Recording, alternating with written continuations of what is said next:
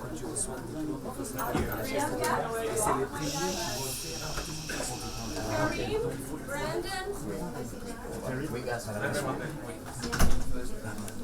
Do you know behind Brandon, please? Thibault? Yes. Fabien, Arthur, Garrett? Corée, c'est possible.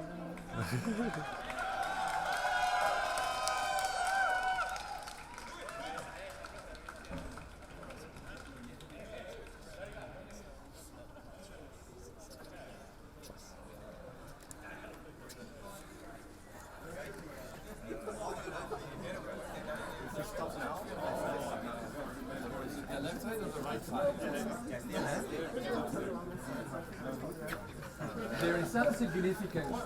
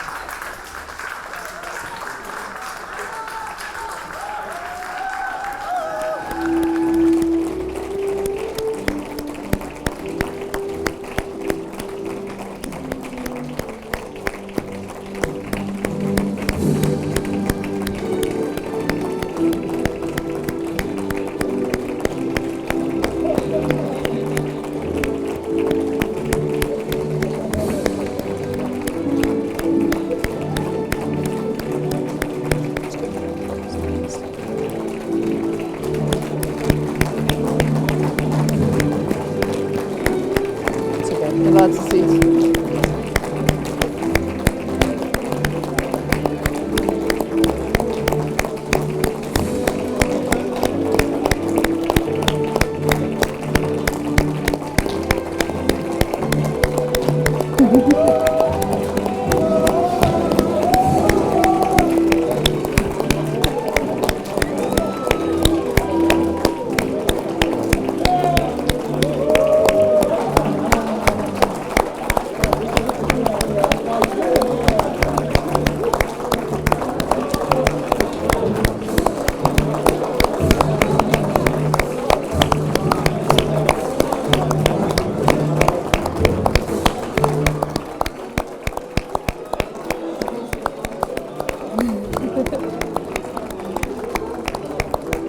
It's a nice view, huh?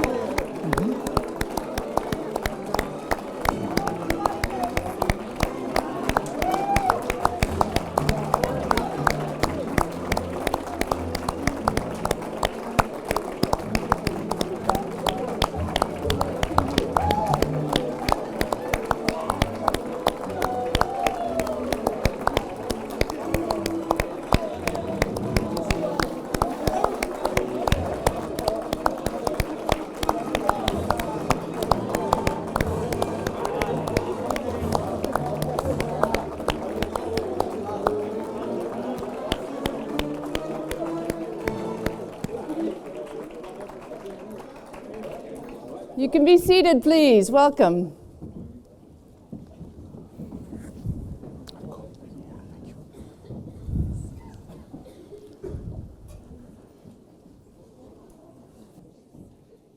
Good morning.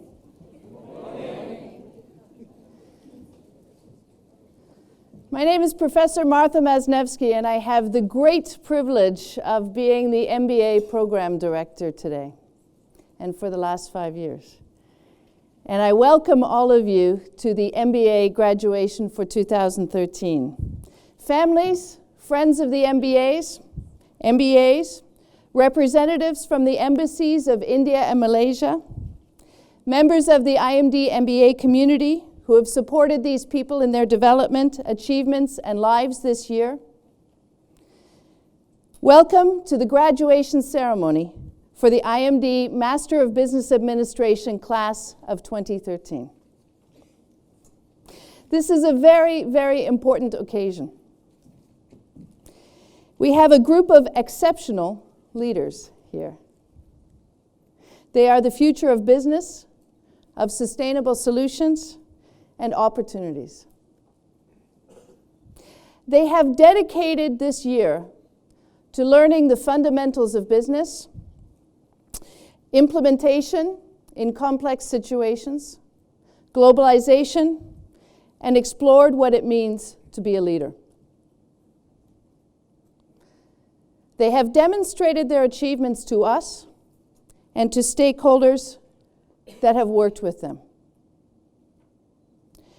They are ready to take on new roles in companies and in the community. Today, we recognize their achievements by conferring on them their degrees of Master in Business Administration. This is our 42nd graduation. The IMD MBA started in 1972 in IMD. Luigi Dusme was the dean of IMD at that time, and he joins us here today. He's the person who started the IMD MBA.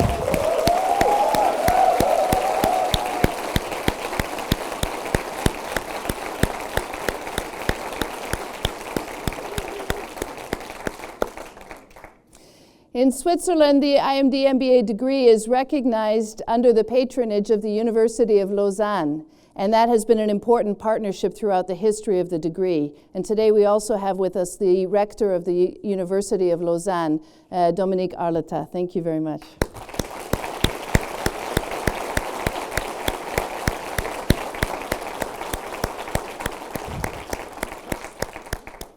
In 1972, the program director wrote the following: "The underlying objective of the MBA program is to support and encourage the growth and development of real-world problem-solving, decision-making, and action-taking skills in the individual program participants." There were 28 graduates from 14 countries. They did cases and integrative exercises. They focused on learning a lot of theory, but also on applying the theory in practice. What would you do was an important question. They worked on teamwork. They studied human behavior formally and through practice. The program director said the challenge of the future is to continue to support and encourage the personal growth and development of future managers in an increasingly complex world. We accept that challenge. 42 years later, we have 90 MBAs from 45 nationalities, but the spirit of the program is the same. Then it was pioneering, now it's best practice, and we still try and stay ahead of the learning curve. We're going to start our ceremony today with some words from an alumni, Mr. Henrique de Castro.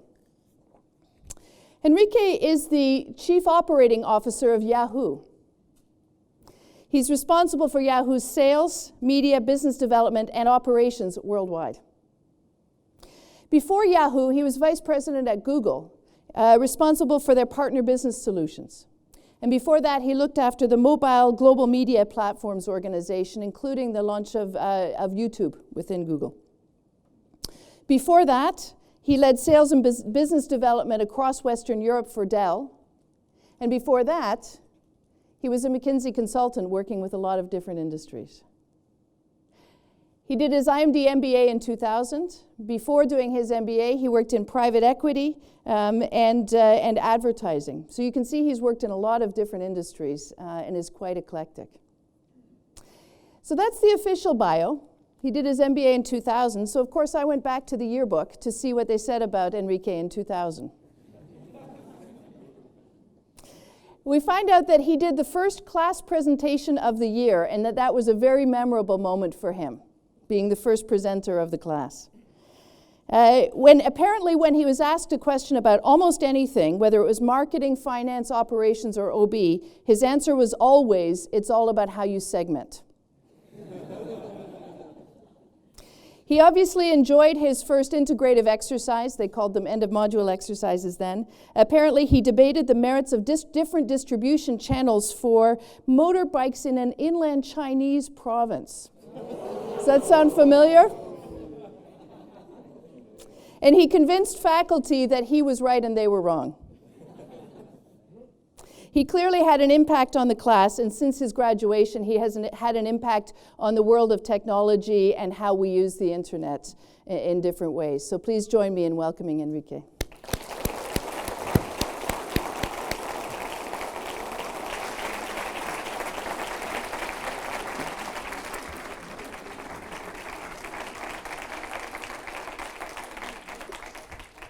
That was an embarrassing moment, I have to say.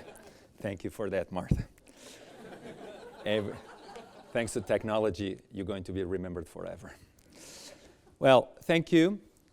It's an honor to be here. This is one of the best business schools in the world, and coming here brings me a lot of memories. Thank you, Dominique. It's a pleasure to see you, and I hope you still drive a Ferrari, because that shows us the way to the top. And thank you to the amazing faculty and staff. You actually have more impact on myself than I ever thought. And coming here, I start reflecting what the trajectory of my life, personally and professionally, has been since IMD, and the impact has been enormous. And I want to thank you for that. I don't think you have realized what the impact is on most of the students, and you're going to feel the same probably in a few years. And above all, congratulations to all of you. You survived. And I know it was painful. Let me share with you some of the memories coming on campus, and then tell you some of the things I've been thinking through as Dominique suggested I come here to talk to you, and I didn't really know what to say. The first memory is 80-20 rule. Is 80% perspiration, 20% inspiration. Don't think you are too smart, because it doesn't matter how smart you are, you need to work your ass off.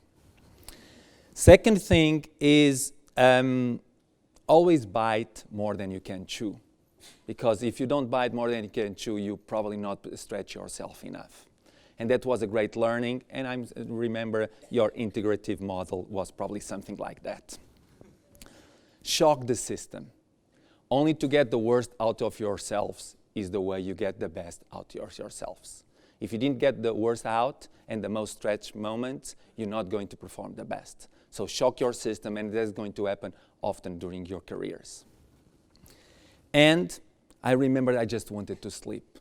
We all wanted to sleep. We wanted to sleep in the room, in the classroom, under the desks, under the car, and some of my colleagues even wanted to sleep with each other.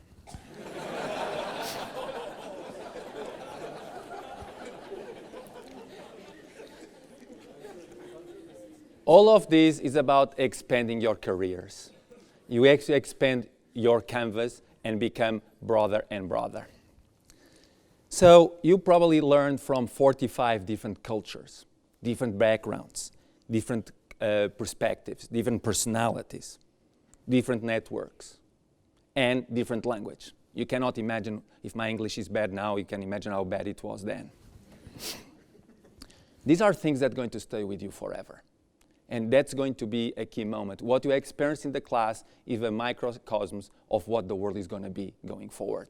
So leverage that, leverage the learnings that you could not understand your colleague because he had a completely different approach, or he had a completely different perspective or a different background. That's going to happen in life. Life, there's no right or wrong, there's different perspectives, and understanding everyone's perspective is a key element to progress. And then the pressure cooker. That's a thing that I thought was just in the kitchen, which I'm not very strong at, but I realized that actually Dominique and Martha made it even better. The higher the pressure, the more you develop. So you keep the pressure on, because that's how you're going to continue to develop. And on the other side, I realized that I became a much better person after all this journey, except if you ask my friends. So, this was my experience. I loved it. And what does it happen today for you graduating? Some of you very relieved. Today is the last day, so you don't have to read any more case studies. Some of you are very anxious. What's my job going to be? How is it going to be? The world is changing dramatically. And technology, which I'm very passionate about, is driving a lot of that change. I'm going to share a bit of what that's going to happen and how that's that may impact your lives. The first one is that all across industries, travel, retail, press, every single financial service, media, technology is changing completely the industries. If you want to look how consumers are going to behave in the future, you used to have focus groups.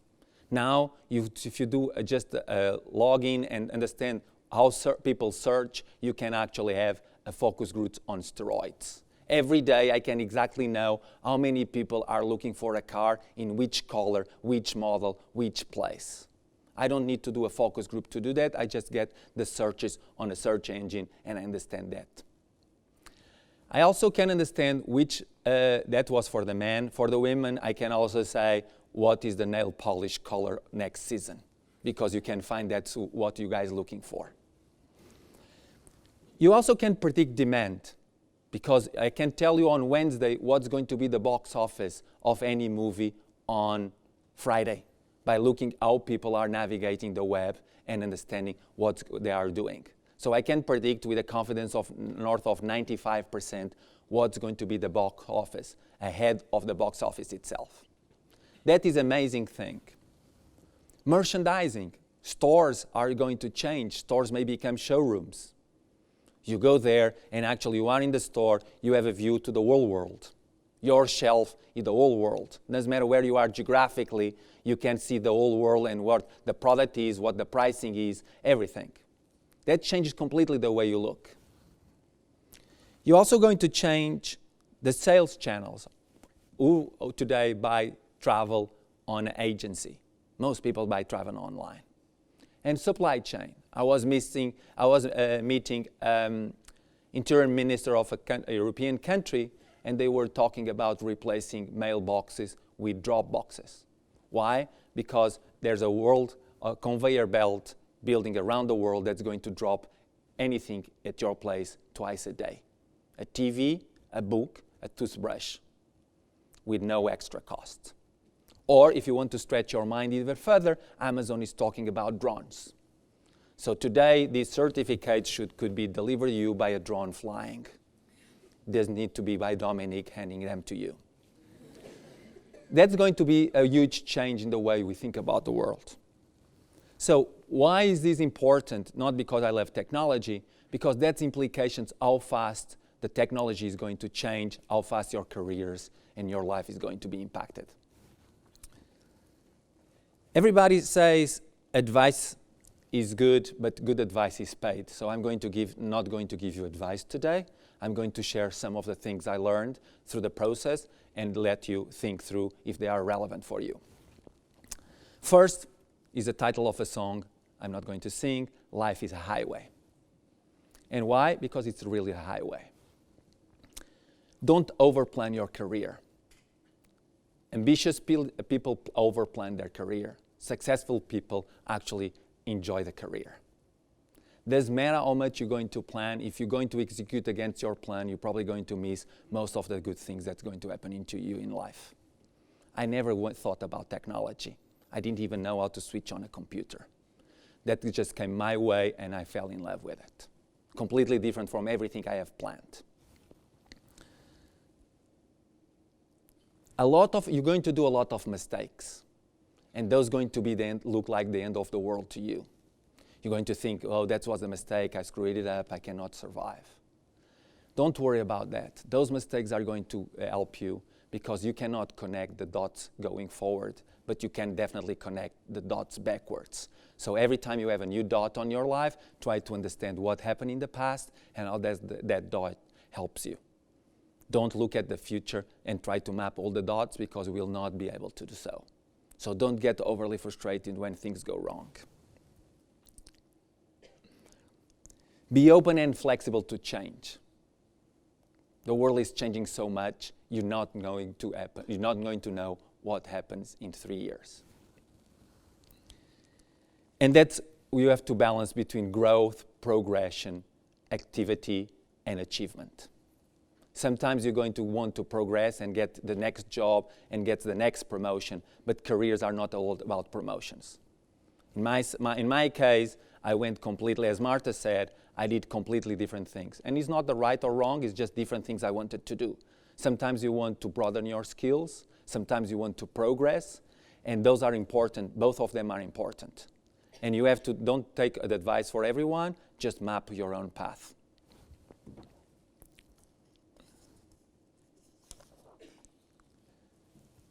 Believe you can fly. That's another song. And I think you should believe you can fly because you are the best or the best. There's no reason for you not to fly. It only depends on you wanting to. Changing an opportunity. Think about Apple. Great company in the 80s, okay company in the 90s, almost bankrupt by the end of the 90s, and today one of the best companies in the world. Huge change. Think about Tesla, a car that should not exist if the Detroit and car manufacturers would have embraced it. So there's a lot of change going to happen. And that change is going to be scary, but it's going to be a world of opportunity. You even can deny it or embrace it. I recommend you strongly to embrace it. And the careers are going to be much less linear than they have been in the past. You would go out of business school, you would do a management trainee program, you would go a progression, so on and so forth. That is not going to happen anymore. The average MBA is going to change jobs in the first 5 years, probably 3 to 5 times. So don't start thinking about the third job already. It's about capabilities and profiles. It's not so much about what you have done, but it's to show what your capabilities are and what's your profile. It's a much more entrepreneurial profile today than it was in the 70s and the 80s.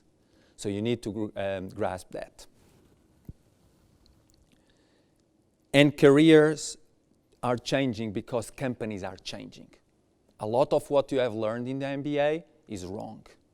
Sorry, Dominique, you don't have to give the money back.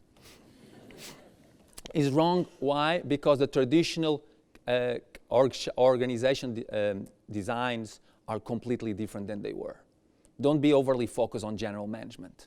There was only one general management at Apple. That was Steve Jobs. After that was functional management all the way around the world. Marketing is run globally. Supply chain is run globally. Finance is run globally. Manufacturing is run globally.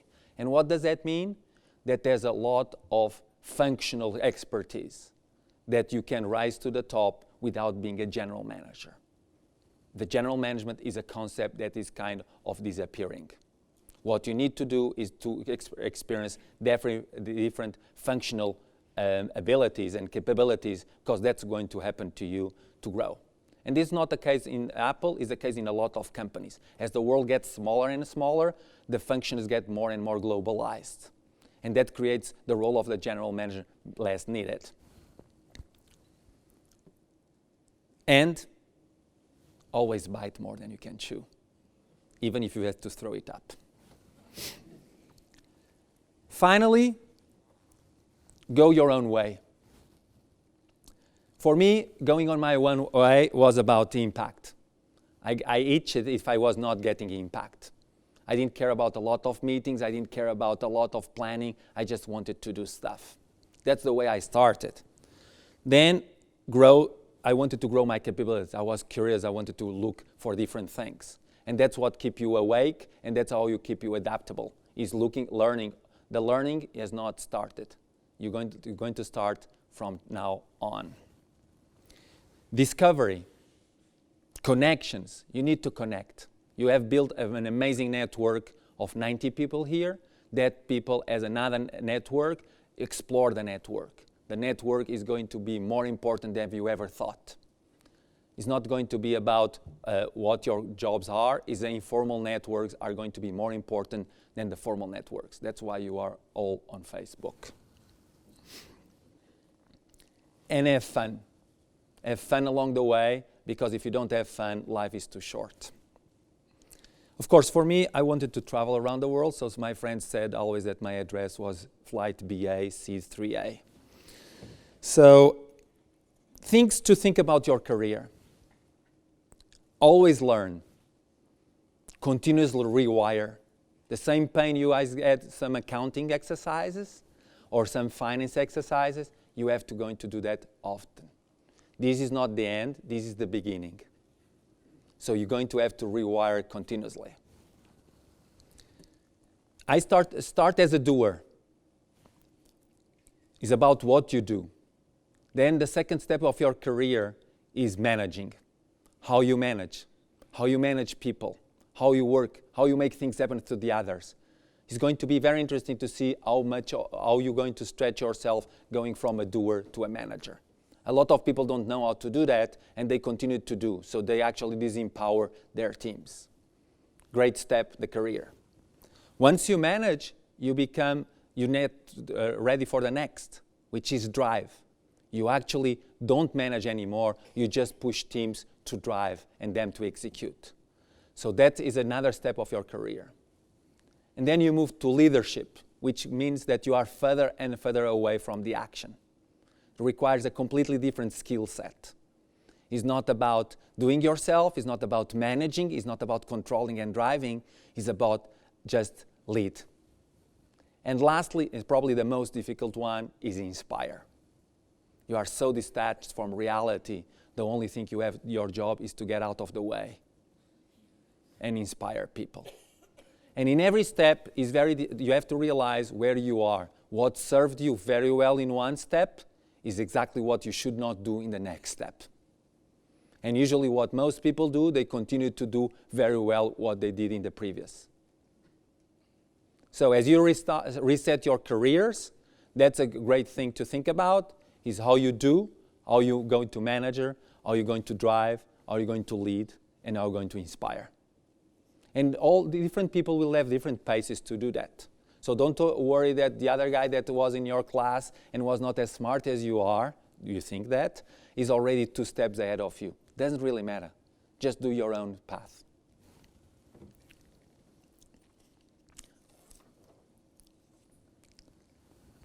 What are the lessons? You always have to strike a balance. There's no perfection. Don't try to over-perfect things. There's no perfection. Do your own path, grab what's coming away on your way. That's the most important thing, is grab the opportunities. Balance progression, recognition, learning, and fulfillment. It has to be about the journey, not about the title, the people, the revenue, or the money. If you're not enjoying the journey, you should not doing it. Which takes me to the next point. If it doesn't feel good, it's not going to be good. Don't do it. You think with your heart, with your mind, feel with your gut. You have to follow your gut. Even if everybody goes in, because most people that are going to give you advice, they're going to give you advice with their minds. You have to listen to their minds, listen to your mind, but act with your gut. Life is too short. If you're not having fun 70-80% of the time, you should not doing what you're doing, except if you are in module 1.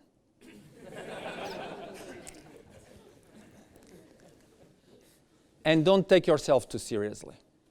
You're going to not live for long, only 80, 90, 100 years, and you are just one of a 6 billion. So your life is very important, your career is fantastic, you have all the things, but don't take yourself too seriously.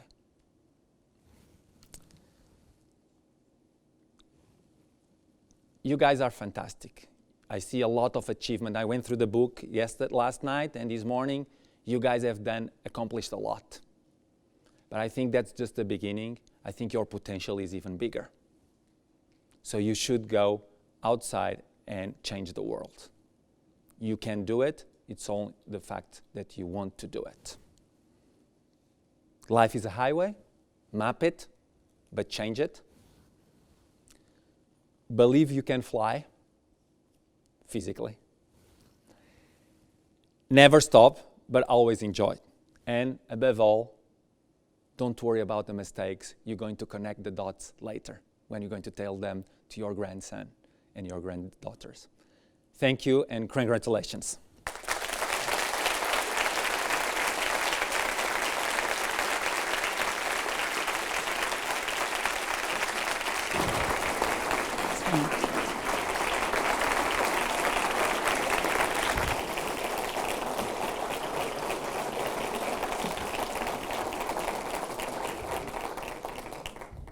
Thank you very much, Henrique. Very inspirational.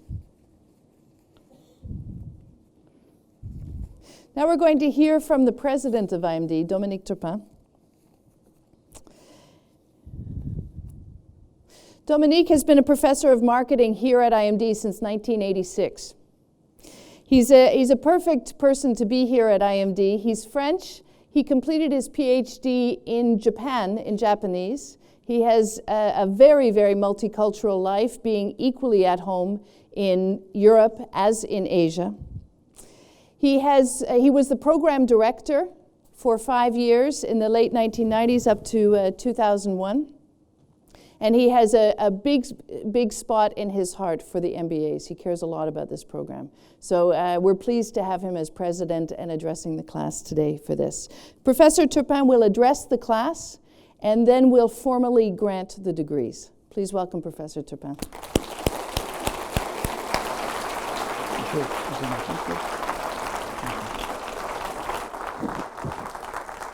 Thank you, Martha. Mr. Director of the University of Lausanne, dear Henrique, dear colleagues, dear graduates, friends, ladies and gentlemen, as President of IMD, I would like to extend a very warm welcome to all of you. And first, of course, let me congratulate you, MBA graduates, on this very important day for you. As we heard it from Henrique, you have met the quality standard of one of the finest MBA program there is. I was sitting yesterday over dinner with Martha, and across the table was sitting Henrique, CTO of Yahoo, next to another IMD MBA, Thierry Maupilet, who is the Chief Strategic Officer of Cisco.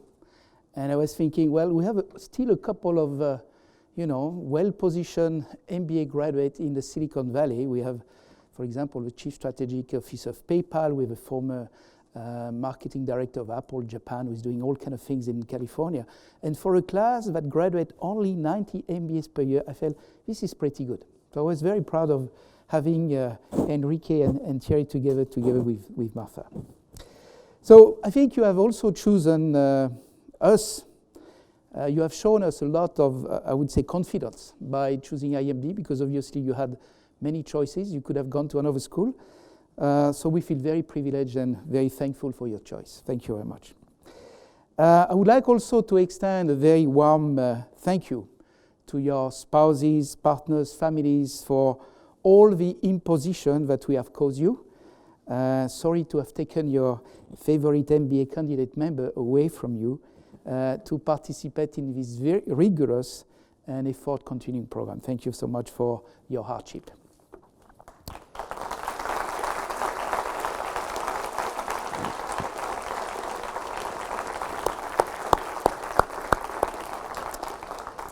I would like also to thank Martha. As you know, this is her fifth and last MBA program direction. And I would like to thank her again very warmly for all the work, all the dedication, all the effort, all the energy that she has put into this great program. So thank you very much, Martha.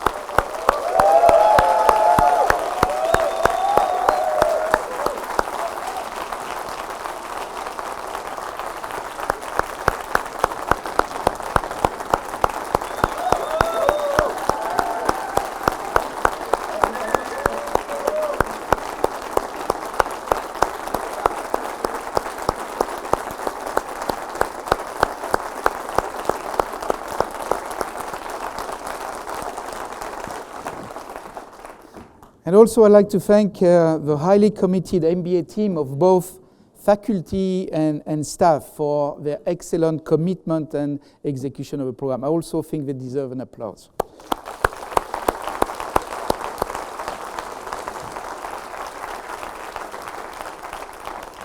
So back to you, the 2013 MBA graduation class. Again, most sincere congratulations for crossing the finishing line. I'm sure you feel very proud today, very confident that you can conquer the highest mountain of the corporate world, and I think you are fully entitled to feel so. As Martha said, I've been on the faculty for a little while. I regularly meet MBA graduates who are often very nostalgic, as Henrique was, about his years at IMD, and also I think very grateful for the experience that they have gone through. So it's always interesting for me, even moving, to hear 5, 10, 20 years later, after graduation, how people reflect on their whole experience at IMD. So I think that more than the responsibility, the money, or the big title that you will get, what is important will be, what did you get out from this MBA? And thinking, again, with a little bit of perspective in time, in 5 years, in 10 years down the road, what will really stand for you from what you have learned at IMD? And of course, every one of you will retain something very personal from this experience. But I hope that in a couple of years, you will remember 3 things. And the first thing I would like to stress is the importance that I think we have tried to put on terms of being a responsible leader. Since becoming president of IMD, on many occasions I've been reminding by the people in the outside world that MBAs and business school should be probably blamed for some of the problems of the corporate world. There was a Forbes survey that came up recently about business leaders and trust that shows that less than 20% in the street trust business leaders. So you are starting with a big handicap. We'll have to overcome this perception. Of course, these accusations from the media, from the outside world may be unfair, but life is unfair. And it's relatively easy to use MBAs and business school as scapegoat for many of the world problems. But I think, this is, again, your duty to prepare yourself to face this challenge.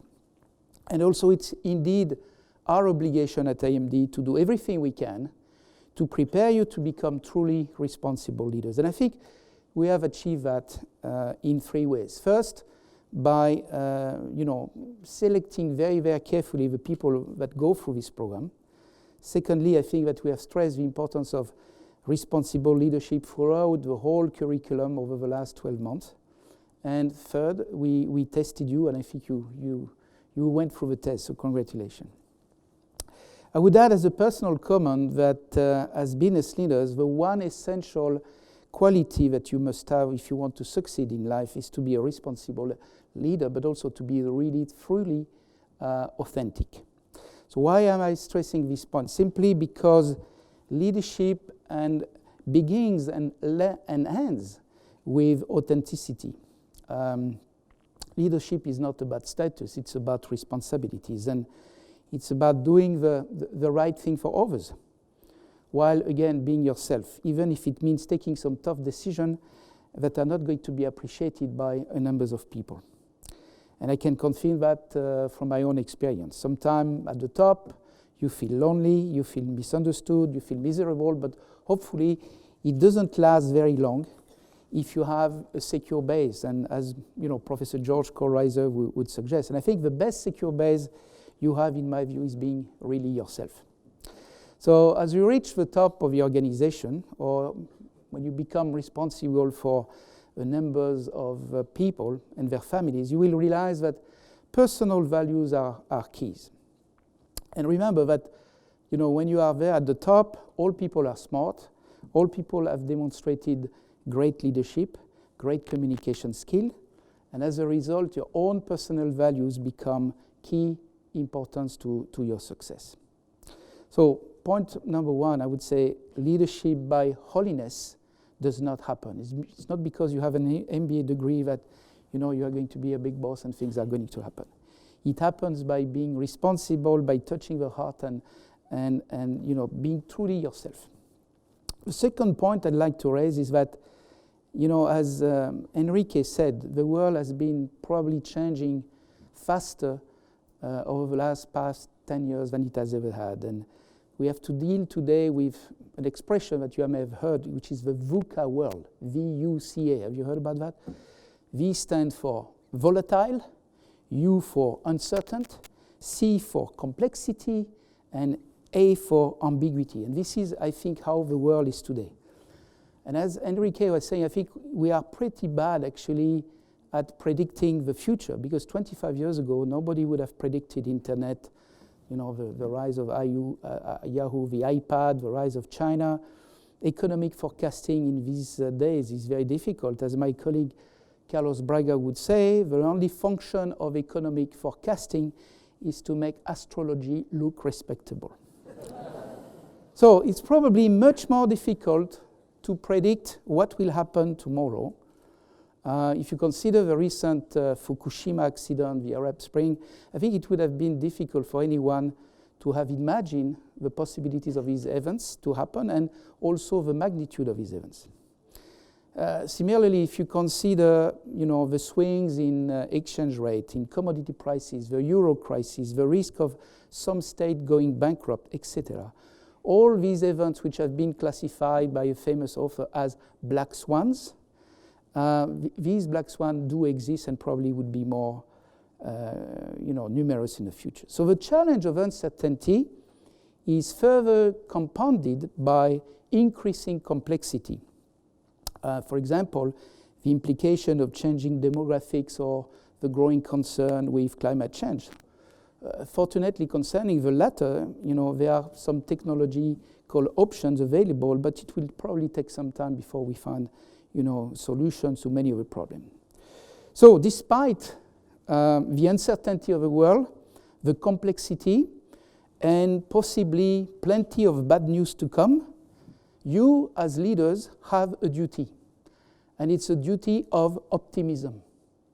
I've never seen a leader saying, oh, the world is going bad, we're not going to make it next week, next month. No, you can't do that. Leaders must have infectious optimism and the determination to persevere in the face of difficulty. So you must, in a way, eradicate confidence even when you are not too certain of the outcome. As the French philosopher Alain wrote, pessimism is about mood, optimism is about will and attitude. Finally, let me emphasize the third and last lesson of leadership for today and tomorrow. And Henrique again alluded to that. We didn't compare our notes last night, but we concur on many issues. And I think the third point I would like to stress, apart from being a responsible leader and having the duty of optimism, it's to keep having a curious, open, and humble mind. Because do not believe that because today you have an MBA degree, you are educated for life. Actually, we did some research with GEMS, and we found that 25% of our participants typically come back to IMD over a period of 5 years, except the MBAs. Because you guys have spent a lot of money, you have gone through a lot of pressure, rigor, and so on, and you think you are educated for life. I think you're wrong. The MBA is a continuation of a long learning journey.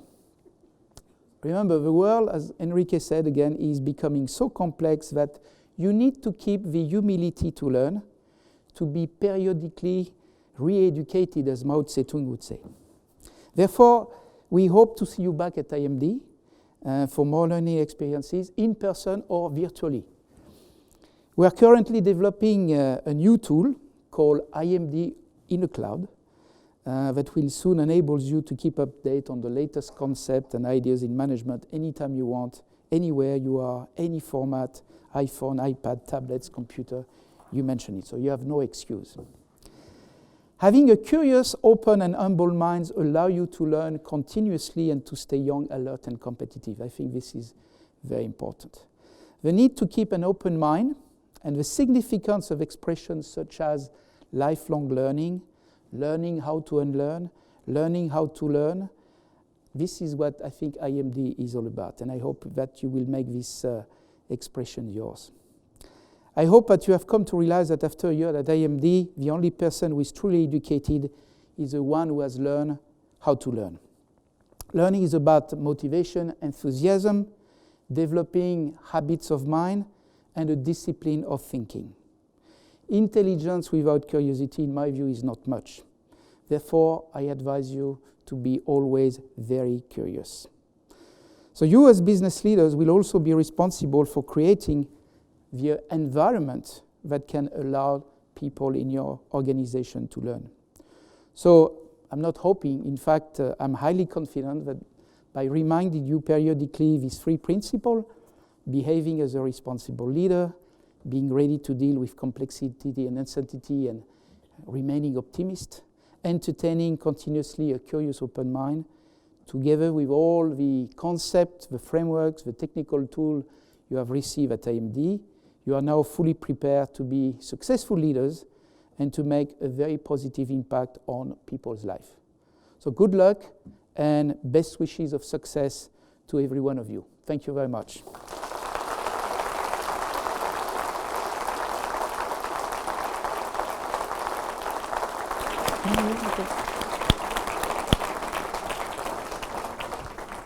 What is your... So, candidates of the MBA class of 2013, could you please rise? So, as the president of IMD, and with the collaboration and authority granted to me by the University of Lausanne, the Canton of Vaud, the country of Switzerland, I confirm that you have fulfilled the requirements for the academic degree Master of Business Administration at IMD. I grant you your degree. You now carry the designation of Master of Business Administration with all the privileges but also all the responsibilities which are inherent in that title. Congratulations.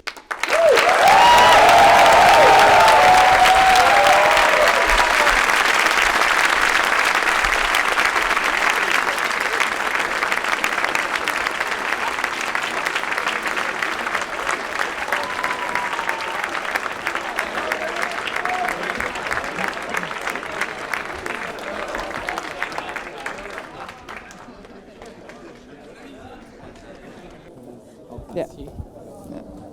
Okay, you're going to stand there. I'm going to stand there. I'm going to give this here.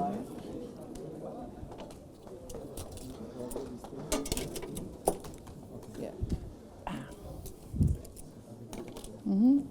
Congratulations. You can sit down now.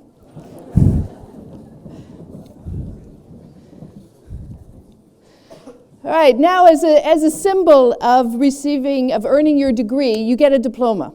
And so here's how we're going to do the diplomas. I'm going to call your names one at a time. Dominique will give you your diploma. As he hands you your diploma, we'll have an official photograph, so pause and smile. But not too long. And then we'll have Henrique, the two directors of the MBA office, Janet and Claire, and the faculty standing here to greet you into the community of people who have a Master's in Business Administration degree as you go back into your seat. Okay, so we'll do that for each of you in turn. And for the families who are here, I apologize in advance for the way I might say your name wrong, but I'll do my best. Okay, so can I have the faculty and the guests who are in the receiving line here?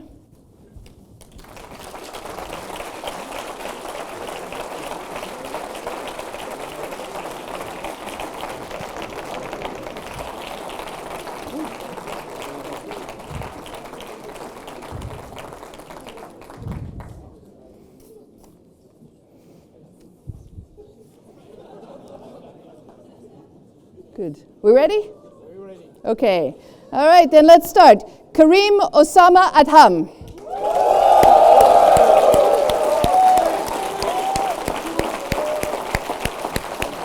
Congratulations, Karim.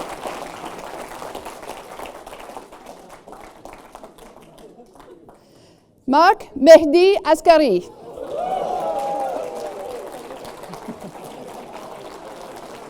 Congratulations, Mark. Congratulations.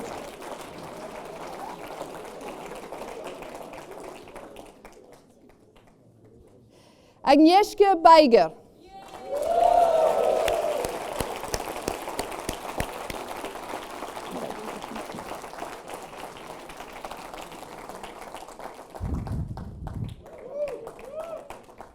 Steve Baudry.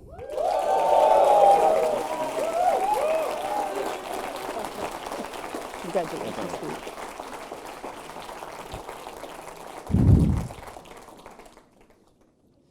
Dorival Amel Bettencourt.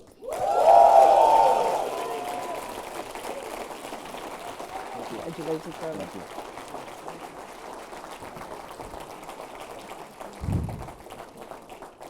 And if you don't want to leap up the stage, you can go around by the stairs. Vincent Bourri.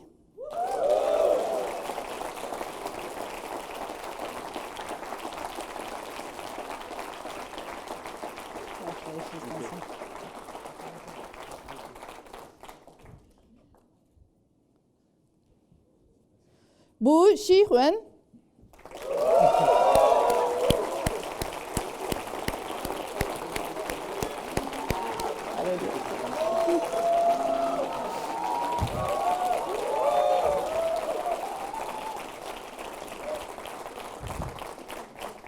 Joaquin Camacho Calderon.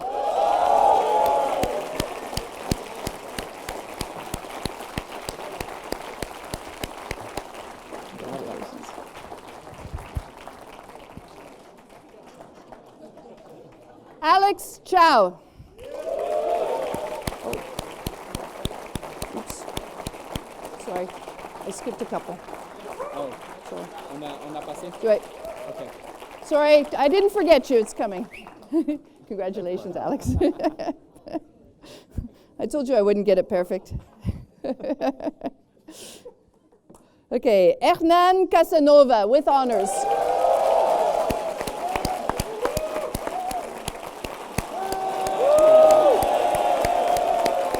Congratulations.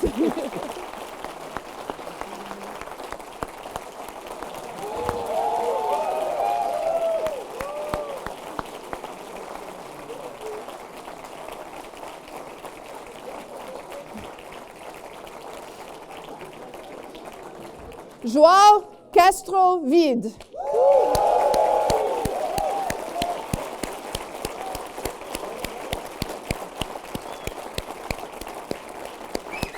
Congratulations, sorry about that.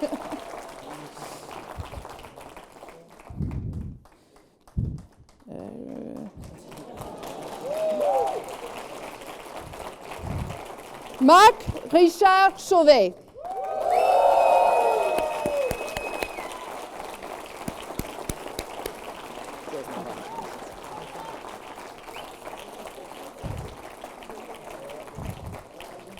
Emily Hao Chen.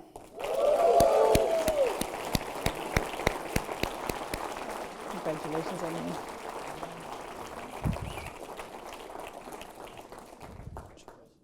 Arthur Chen Zhuo.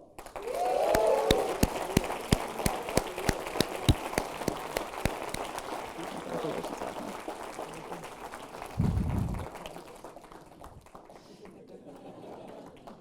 Fabian Chessel with honors.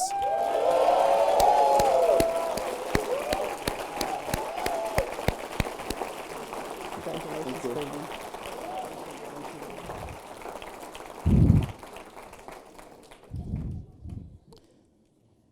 Here's one of those ones I need to practice. Juno Jiawenong. I don't think I got that right. Sorry.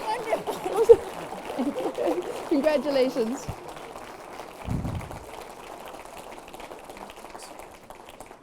Choi Dok-soo.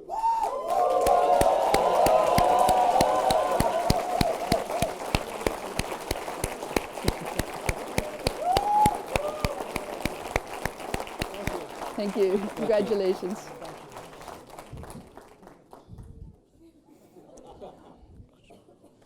Julian Kuchumaru.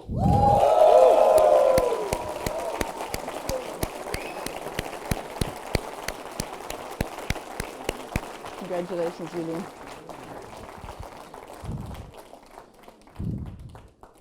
Priyanka Atul Dalmia.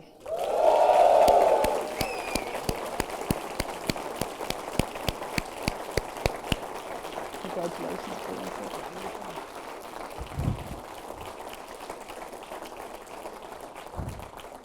Matthias Daniel.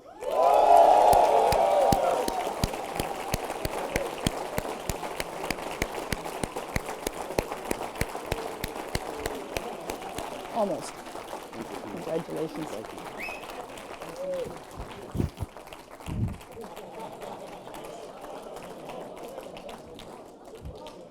Thibaut de Assy.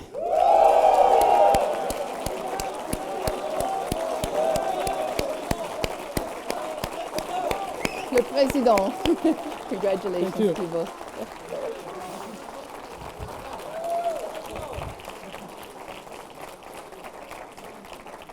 Garrett Thomas de Kock.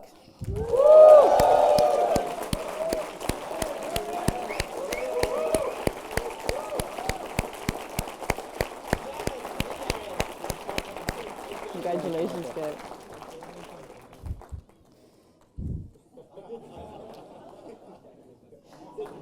Oh. Guillaume Deron.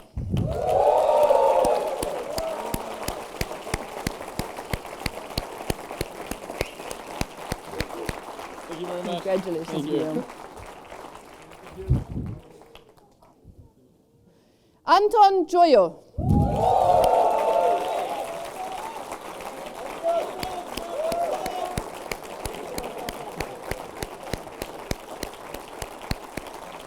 Congratulations, Anton. Viktor Dobrikov.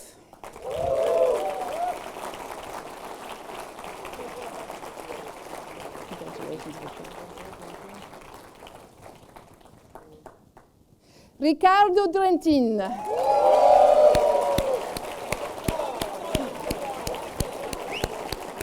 Congratulations.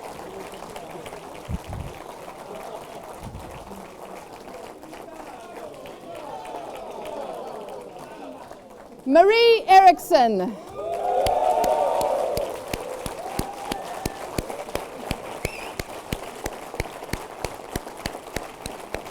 Congratulations, Marie.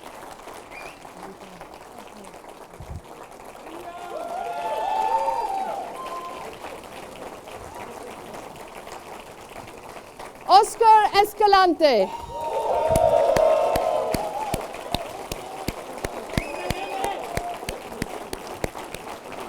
Congratulations, Oscar.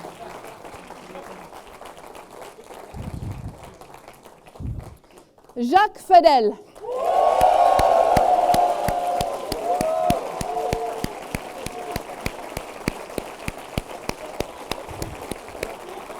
Congratulations, Jacques.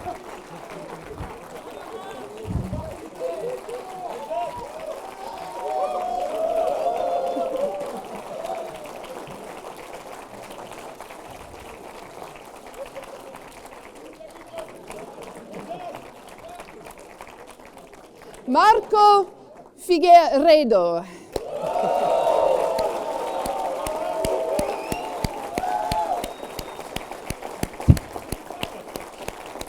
Don't laugh too hard. Thank you. Did you well. Congratulations.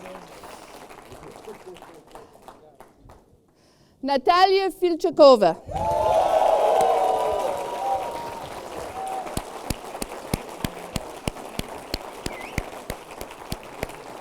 Congratulations, Natalia.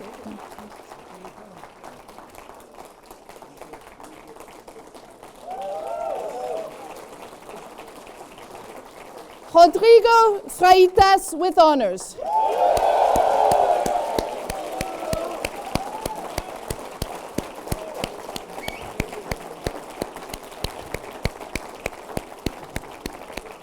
Congratulations, Rodrigo.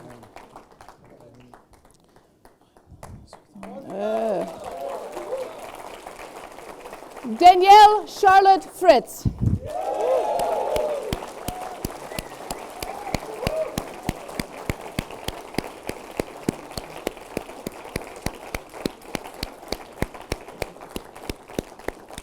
Congratulations, Danielle.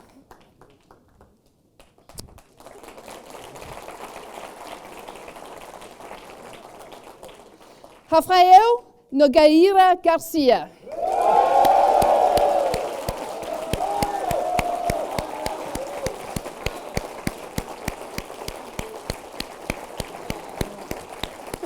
Thank you so much. Congratulations, Rafael.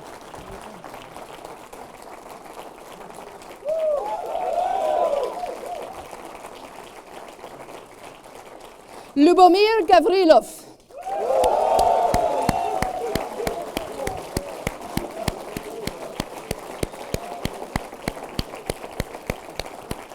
Congratulations, Lubomir. Karine Gusub.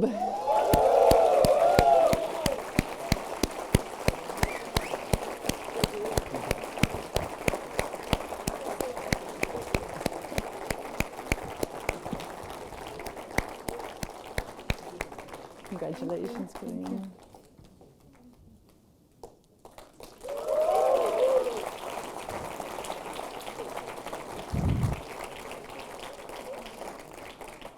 Cassio Casaro Grasselli. Congratulations.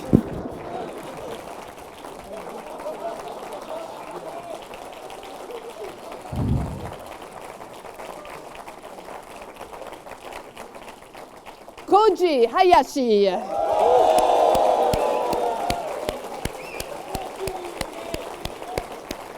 Congratulations, Koji.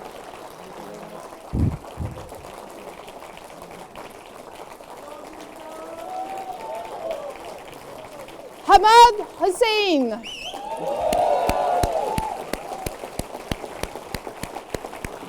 Congratulations, Hamad.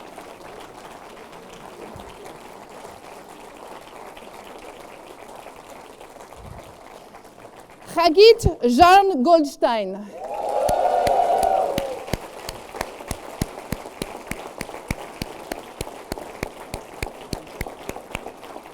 Congratulations, Hagit. Thank you. Nizar Jegam.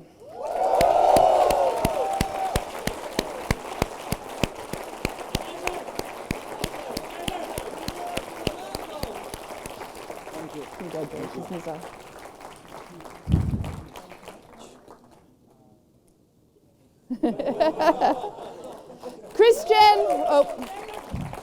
Christian Minsyuk Kung.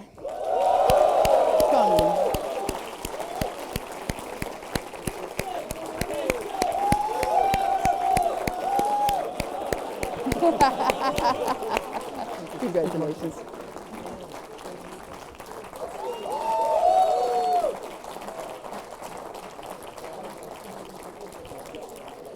Antti Kintola.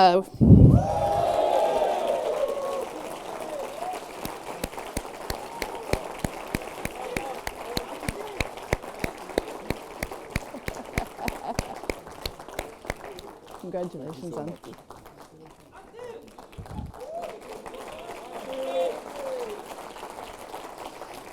Anastasia Kovaleva with honors.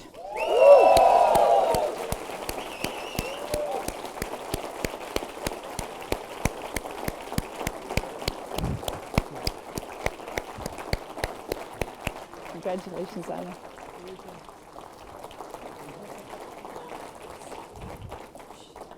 Lai Xuanqi.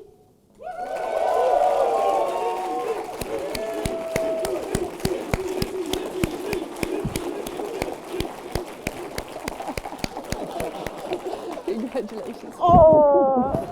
I got it, huh?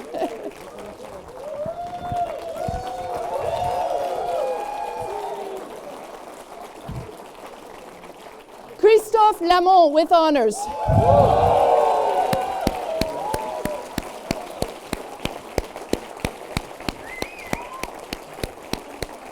Thank you. Congratulations. Benjamin Lee.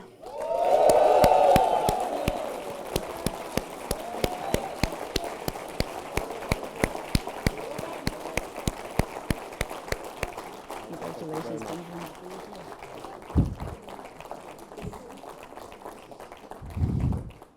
Li Yizhi, Patricia.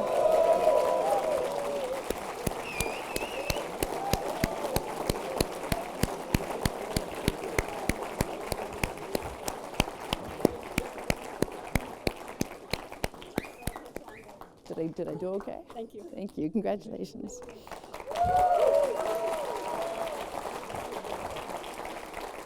Ziv Livnat.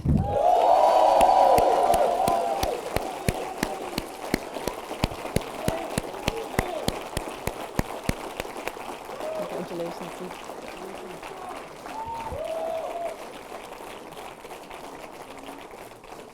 Lu Bunkyong.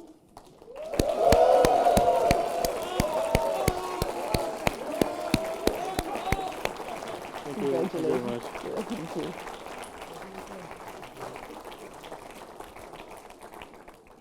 Ma Hoiwa.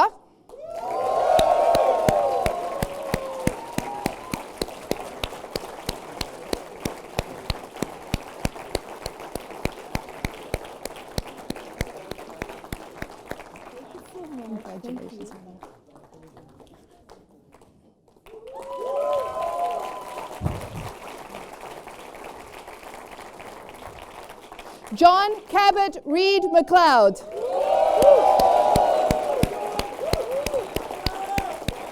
Congratulations, John.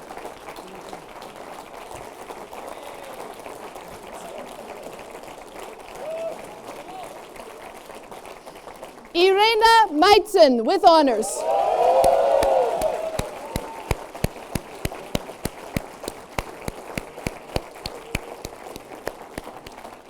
Congratulations, Irena.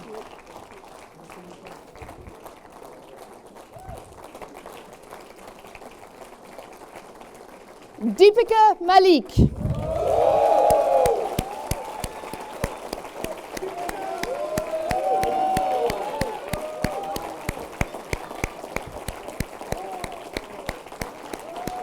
look beautiful.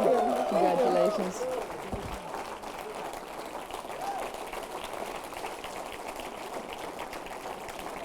Shaylee Shazada Malik.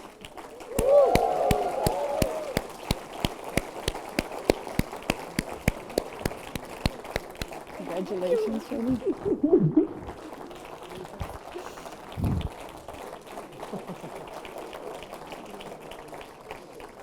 Tristan Mars.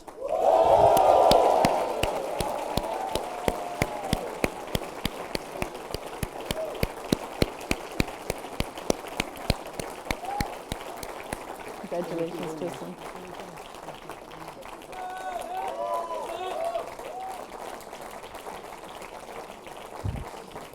Raimundo Martin Cruz.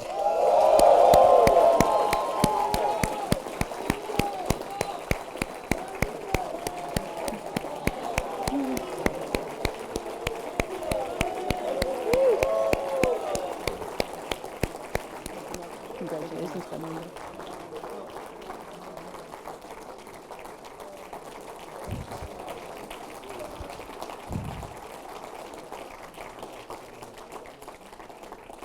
Henrique Machins de Arujo.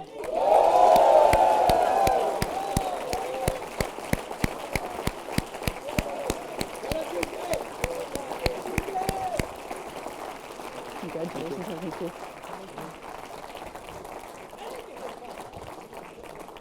Vikas Vijay Menon.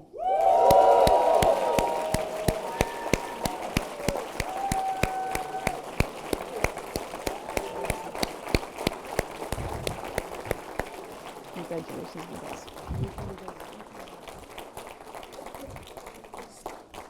Rastislav Mikul. Oops, let me do that again, sorry. Rastislav Mikulash.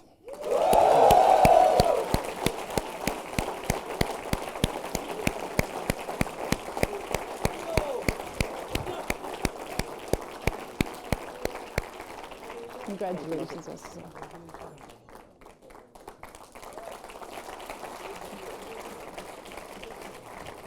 Pedro Miranda.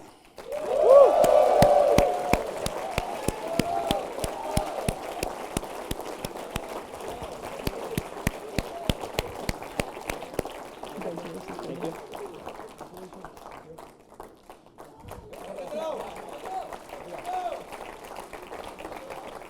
Mo Shridan.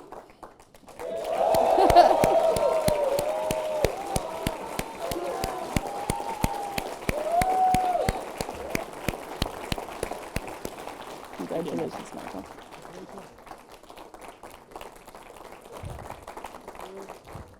Stefan Palmer with honors.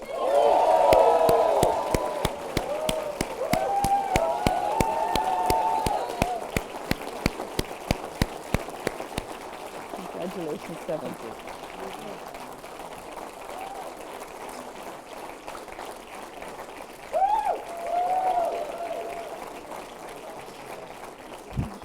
Sung Joon Park.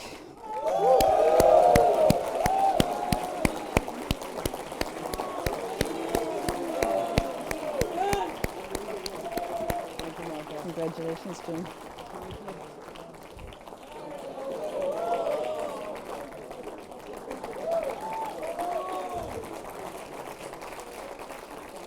Madeline Pauly.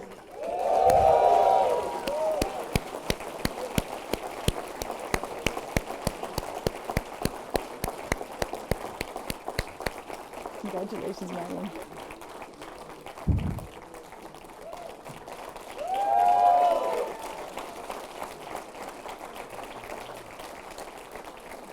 Daniel Mark Perpich.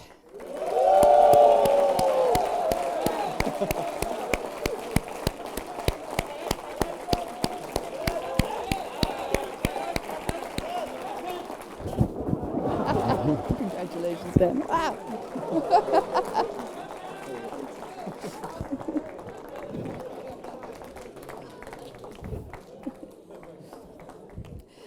Agis Petrovitz. That's okay? Huh? That's okay? That's okay.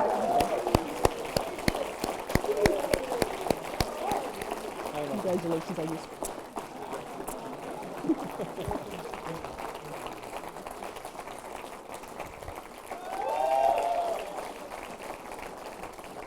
Stéphane Quincy.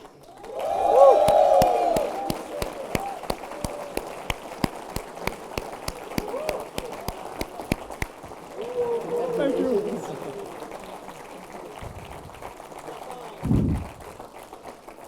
Vijay Rajendran.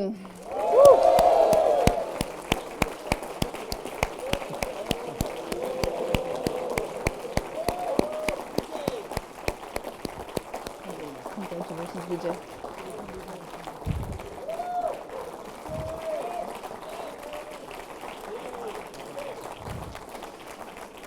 Peter Jan Robinson.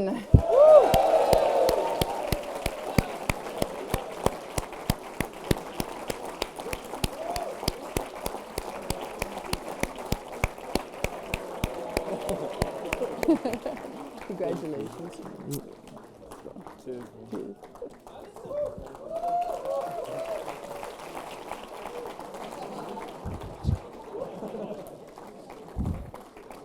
Dario Rubio Tabares.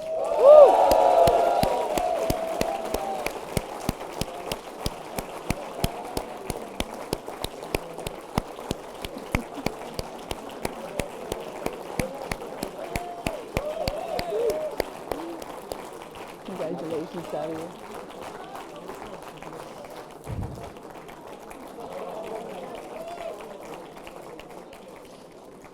Emanuele Santo.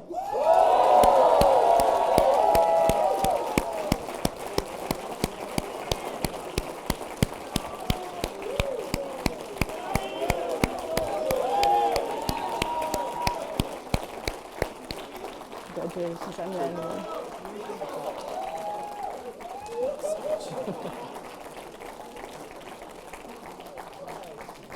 Takeo Sayashi.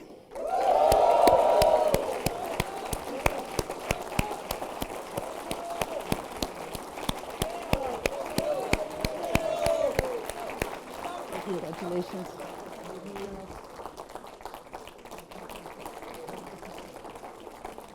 Mikhail Sazanov with honors.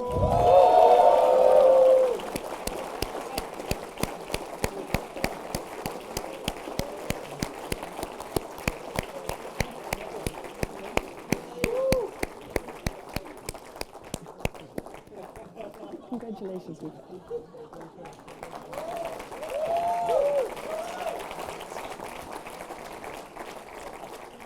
Uriel Serra Ribas.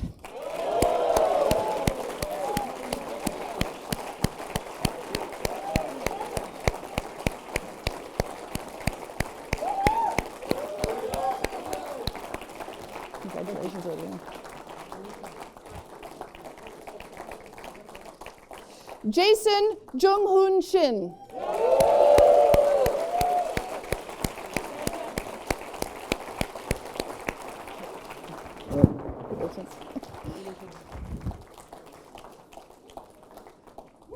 Andrea Splendiani with honors.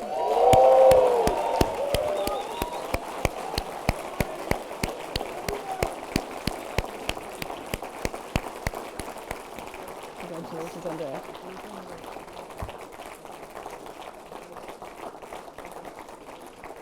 Stephanie Elizabeth Squire.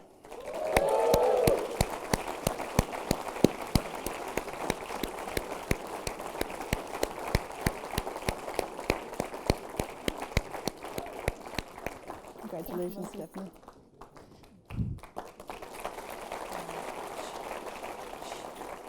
Scott Tongja-Chi.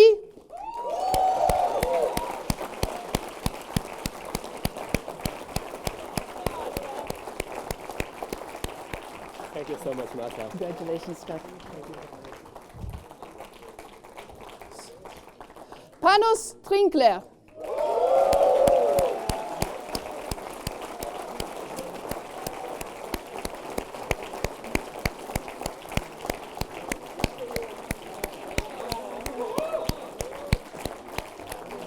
Congratulations, Panos.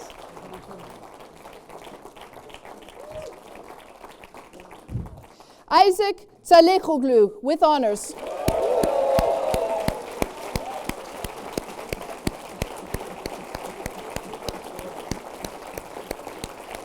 Congratulations, Isaac.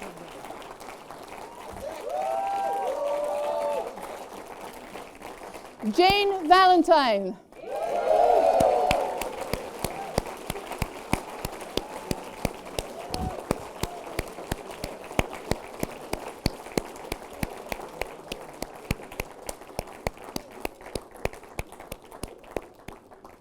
Congratulations, Jane.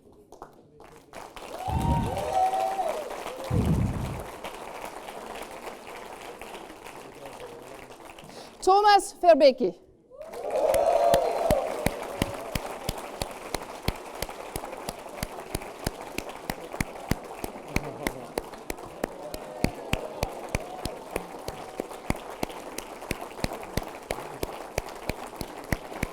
Congratulations, Thomas.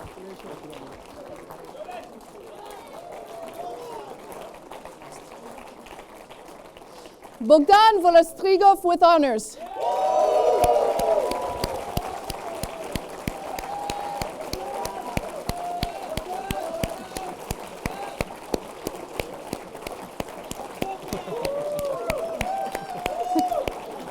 Congratulations, Bogdan.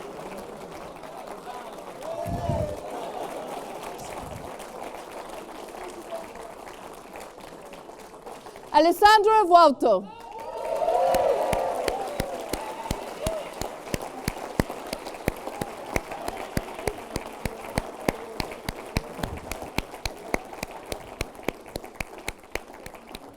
Congratulations, Alessandra.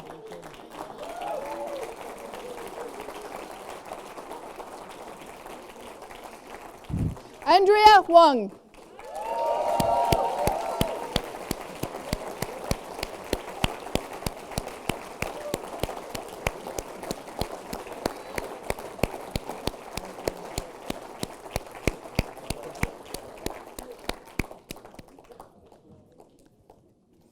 Congratulations, Andrea. Thank you.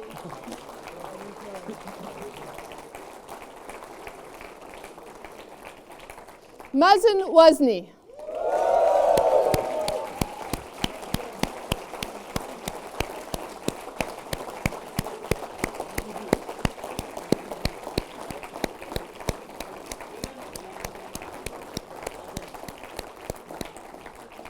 Congratulations. Thanks a lot.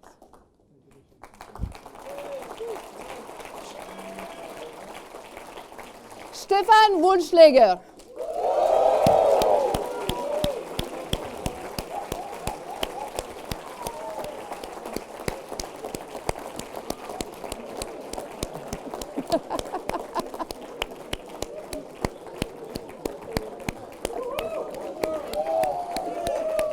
Congratulations.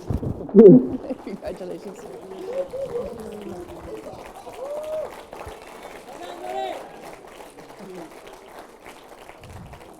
Truth Ki Yang.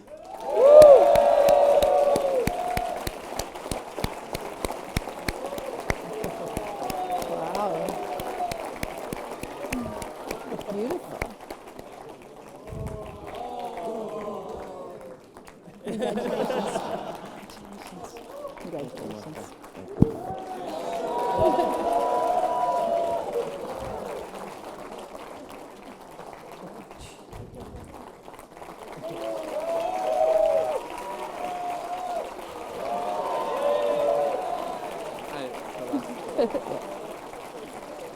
Yeah.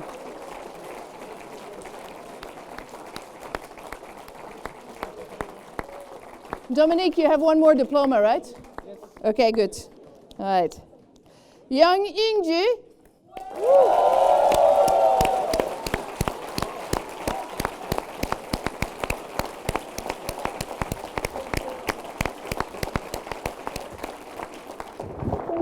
Congratulations, Flora.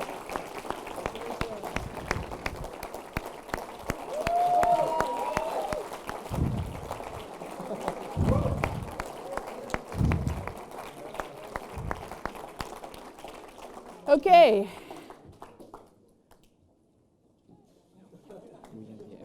Yeah.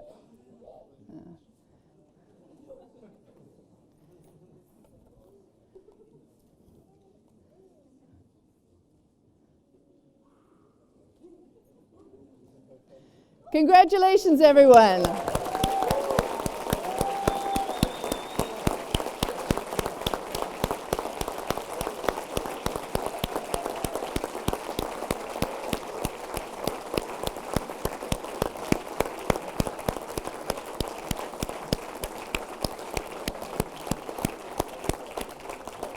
So at this point, I invite the receiving line to sit down again.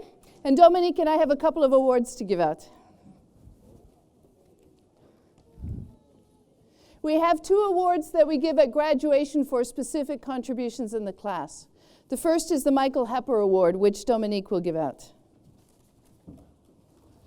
Thank you, Martha. So, Michael Hepper was a member of a class of 1997, and I was at the time the director of the MBA. And unfortunately, 2 weeks before graduation, he died in a tragic car accident between Vevey and Lausanne.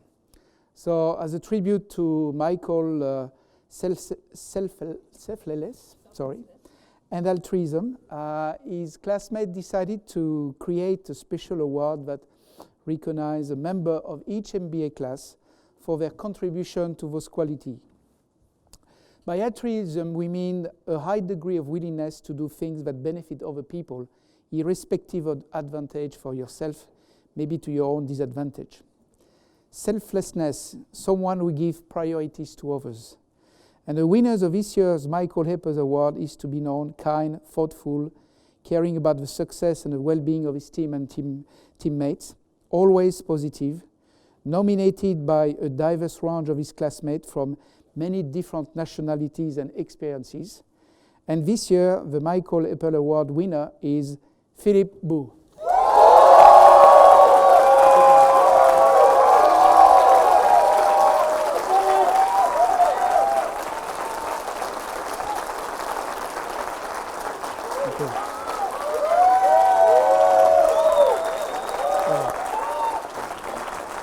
Congratulations. Thank you.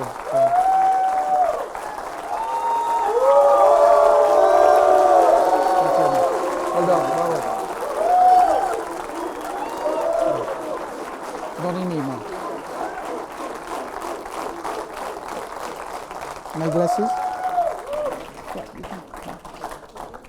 The second award that we traditionally give at graduation is the Welsh Family Memorial Prize. Last year was the last year of this award, but the alumni who have won this award have decided to keep it going. And so I welcome last year's winner of the Welsh Award, Joan Bates, to give the award this year. Joan? And sorry, I should have known you. Okay.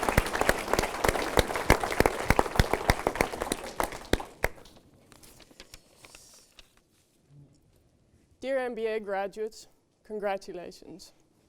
Welcome, family, friends, faculty, and distinguished guests. Almost 30 years ago, Gillian Welsh graduated from the MBA program, just as you have today.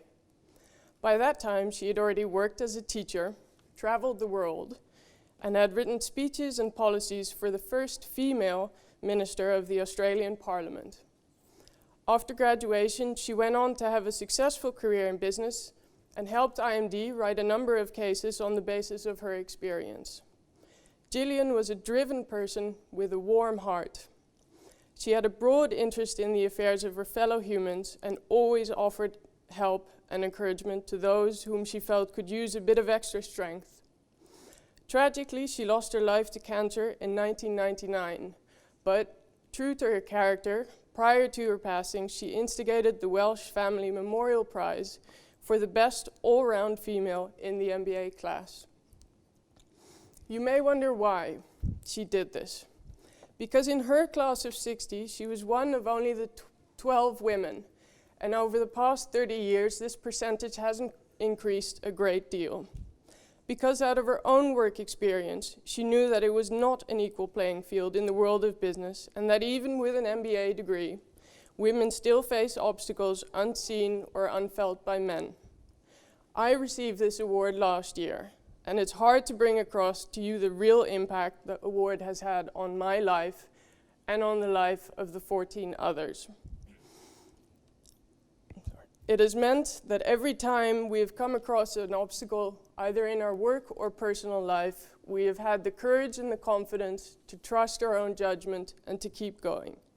It has meant that whether someone has reached out to one of us for help or if we've seen it ourselves, we try to help regardless of how busy we are in our own lives.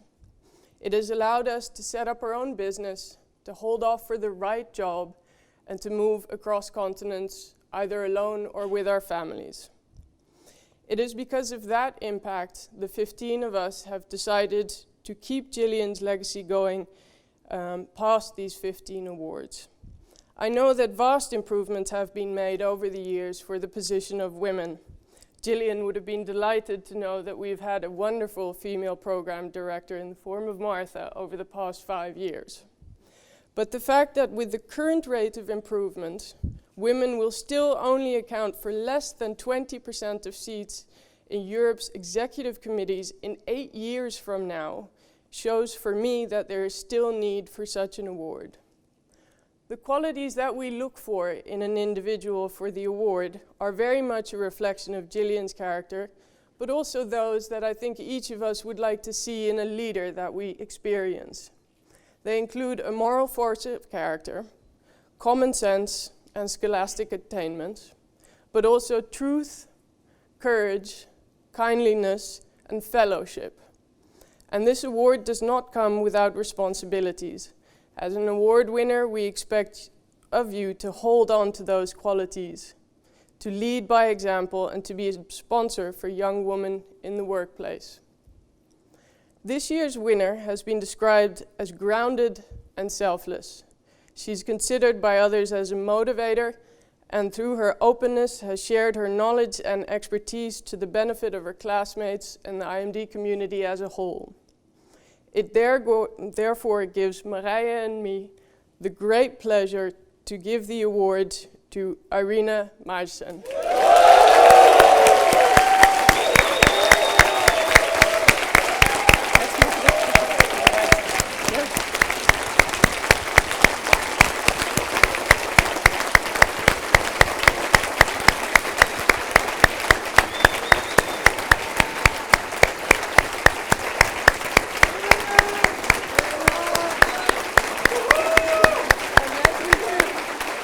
Graduated and then some.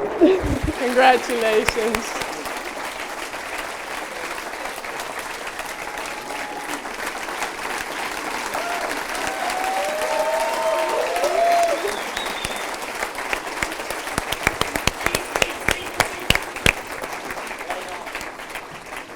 Right. Thank you. That's great.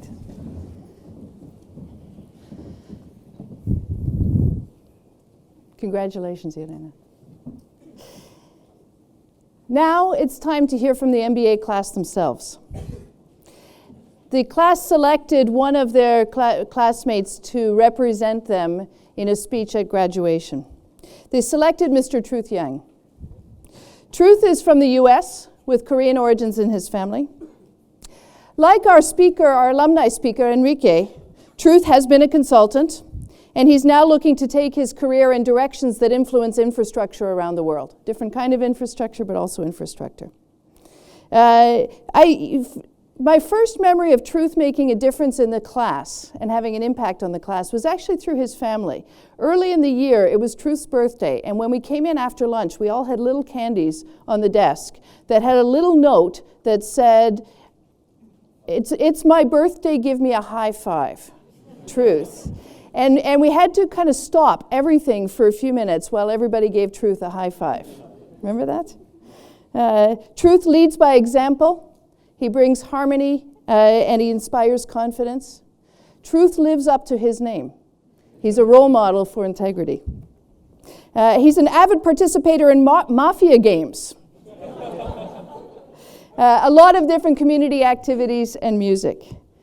So he's definitely worthy of representing the class here today. So Truth, the floor is yours.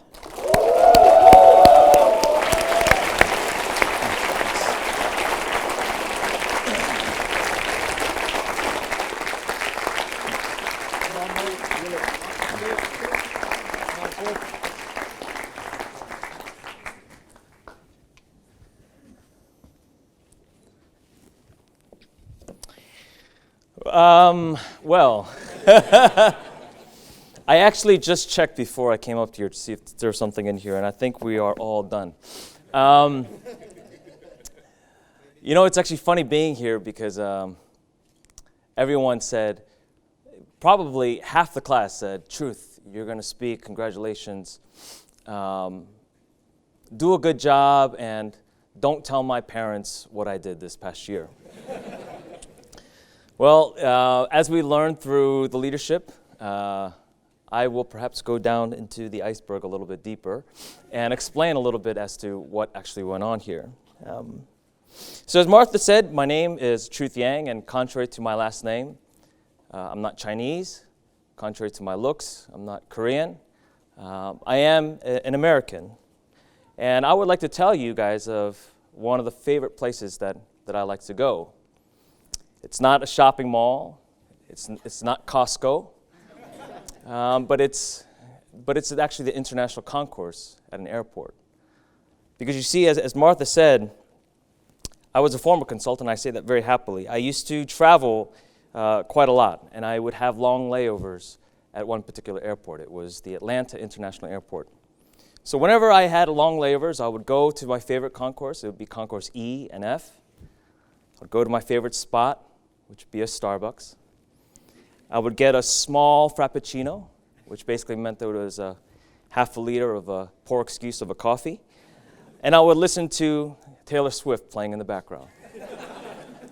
And I would just sit there. I would just listen, and I would think, this is a pretty neat spot. I would sit there, and I would hear the announcer come on the PA system, and they would say, now boarding at gate F12, flight to Dubai. Now boarding at gate E8, flight to Paris. Now boarding at F20, flight to Mexico City. And I would sit there and I would look at the people and I would wonder, what is their story? Are they going to see a loved one? Are they going to be reunited with their loved ones? Or are they taking that once-in-a-lifetime trip that they always dreamt about? See, because you see, that place was one of the few places, at least for me, where the world was so close, where everyone you saw within distance was literally going to go to the ends of the world in just a matter of a couple minutes. I got my wish here at IMD to stay at a layover for a year. And many people around the world, through their journey, had a one-year stop here at Lausanne. And I've got to learn a lot about each and every one of these people's stories. I've learned that if you combine a French and a Lebanese, you get the most curious person in the world, always asking questions. I've learned that in a group game where it's called Mafia, you can always accuse the Italian. I've learned that when you combine a Greek, Syrian, and a French, you get the most clappable, most happiest person to ever walk on the face of this world. I've learned that Argentines have some strange affinity towards fire. I've learned that Korean auditors are the best actors in the world. And I've learned that a New Zealander and an Aussie can actually become friends. So as we're taught here at IMD, we've learned to go perhaps deeper. So what actually happened here, and how did it change us? How did it change me? How did it change all your loved ones here? Well, I have 2 impressions. I have 3 thanks. So you could say that it is a 2x3 matrix. I can tell you that we've been taught that everything can be described in a 2x2 matrix, and because this is a 2x3, it goes even beyond the wildest dreams of that of a German economist.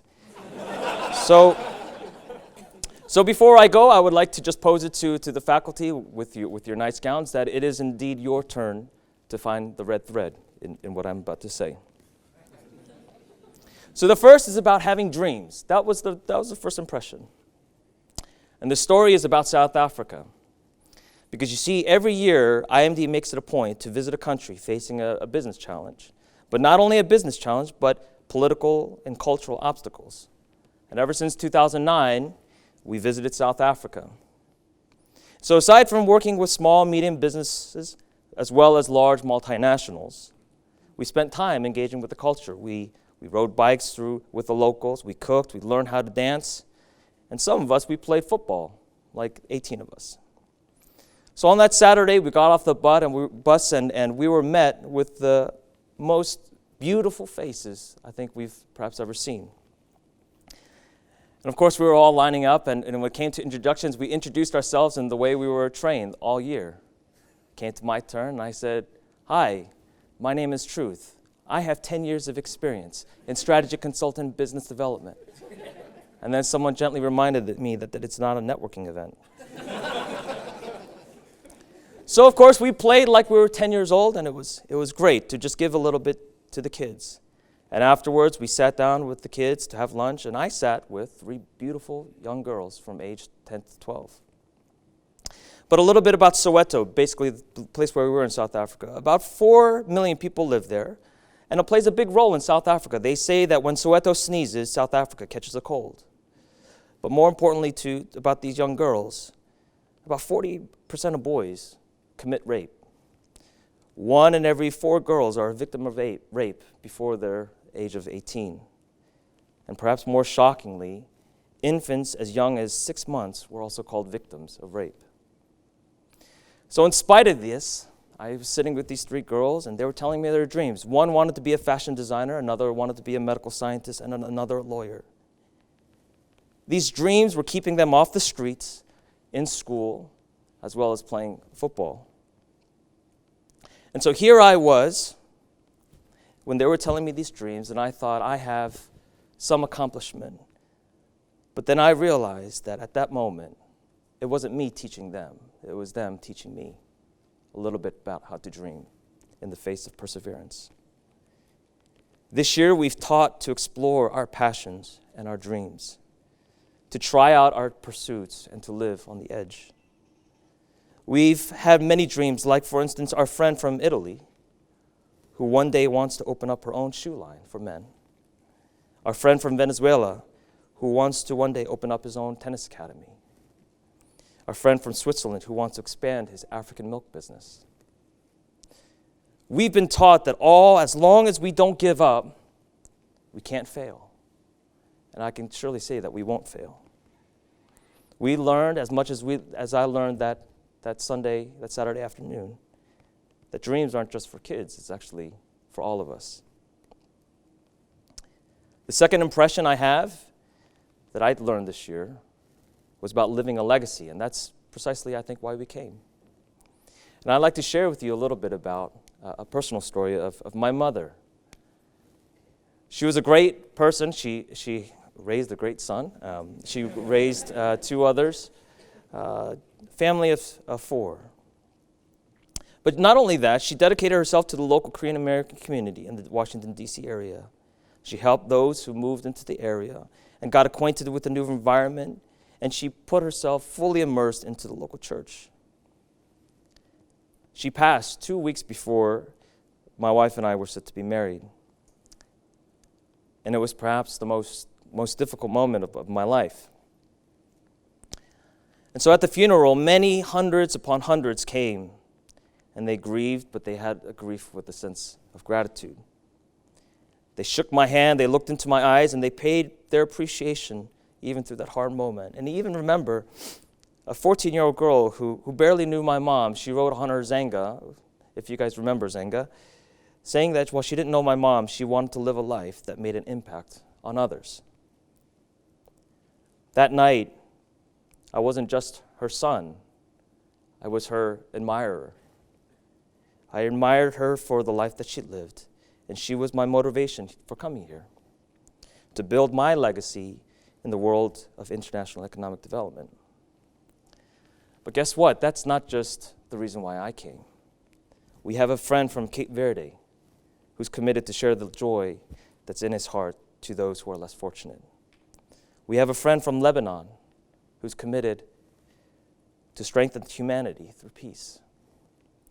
We have a friend from Chile who desires to improve the waste, water, and energy problems around the world. We have a friend from Slovakia who desires to one day raise his children and maintain a sense of humility. And we have a friend from Egypt who wants to go back to his country and will become president. Now, some people might think that IMD is not this sort of institution. I mean, it doesn't teach you these things, right? It's an MBA program. And yes, we learned about accounting, operations, strategy, marketing, organizational behavior, and finance. But I would tell you that IMD is so much more than that. They teach us about resilience, trust and connection, leadership and authority. And they teach us about examining the experience and meaning of our lives, each with a unique history and destiny. I would wager that this is IMD. And today we have 90 walking testimonies for that. And I will gladly and boldly say that there is no other institution that compares to what we have here. We've given so much thought about who we are, the lives that we'll live, and the leaders that we'll become, so that wherever this next step is, it will have much more humility, determination, and purpose. So a round of thanks to those who helped us along. I would like to thank the faculty.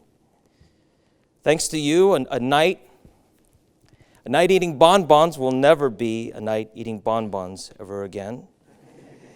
You've taught us that conversations around a refrigerator should never be done in complete sentences, but always in fragmented sentences. You've taught us that as captains of industry, we can always hide our company's sins in the annual report's footnotes. You've taught us for special finance projects that the word strategic is a little bit like the corporate version of ketchup. If a project is negative NPV and makes no economic sense, you just squirt a little bit of that ketchup over it and it'll be just fine. You've also taught us to be humble, mindful, across genders and cultures. You've tolerated us, always with a smile, with a hot cup of coffee, and as well as chocolate. So I would like to give my round of applause to you. Thank you.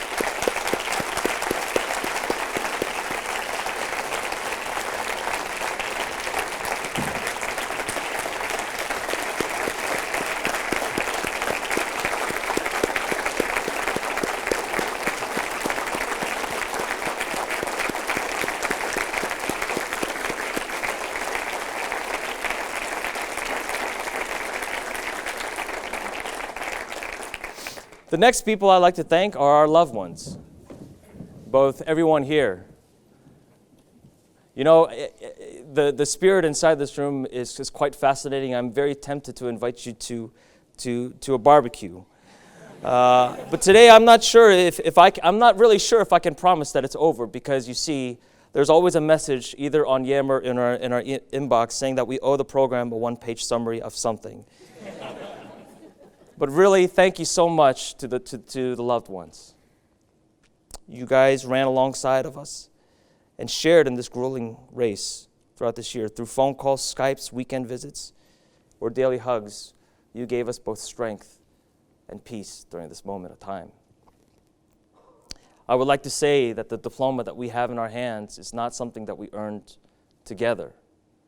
As I look around at the families, and many of them actually look like the friends that I know here, we earned it together. And so we thank you so much for this moment.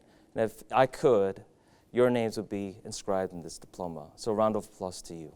Thank you.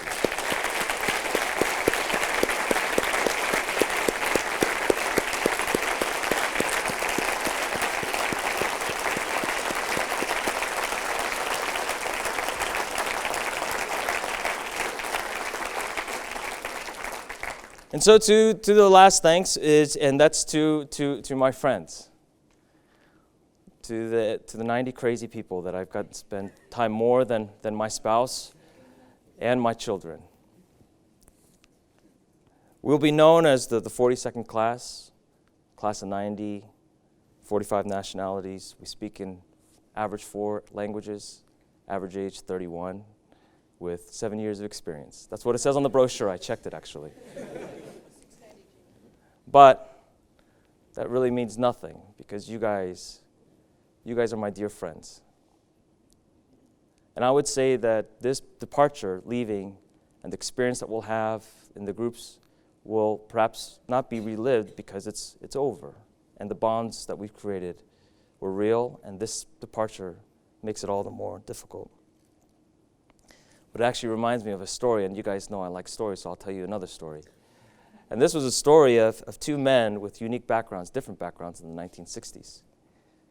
One was a Caucasian gentleman who was always ridiculed by his peers from early on because he had mental incapabilities. The other gentleman was an African American who had abnormally large features, facial features, that made himself a target of ridicule. But given the time, it was 1960s, they met in the oddest of places in the Vietnam War. And one night, especially in that part of the year, the monsoon came down for 4 straight months. And they realized that they couldn't sleep, just the basic necessity of life. So one guy leaned to the other person and said, "Forrest, I'm going to lean up against you. You just lean right up against me so we don't sleep with our heads stuck in the mud." That's how I view us. I don't know if you want to be Forrest or I want to be Bubba. But that's how I view us. I know that in many cases, it's a guarantee that one of you guys are going to go through a hard time. Perhaps I think some of you guys have this year. And perhaps within the next 5 years, something bad will happen. But I know that what we created, we can lean up on each other, no matter what. You've helped me. You've helped me to dream. You've helped me think more about my legacy than perhaps at any point in my life. And I know that we've done the same. So from the sincerest part of my heart, as I look at you guys, perhaps maybe for the last time, thank you so much. Round of applause to you.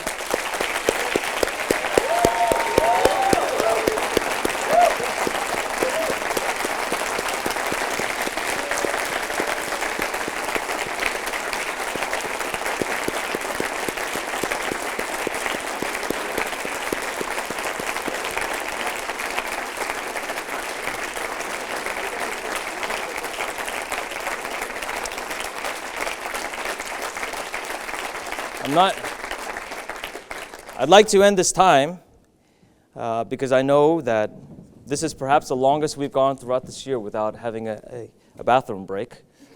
But before we do, I'd like to show you a little video clip that perhaps summarizes the spirit of what we went through this year. So I hope you enjoy.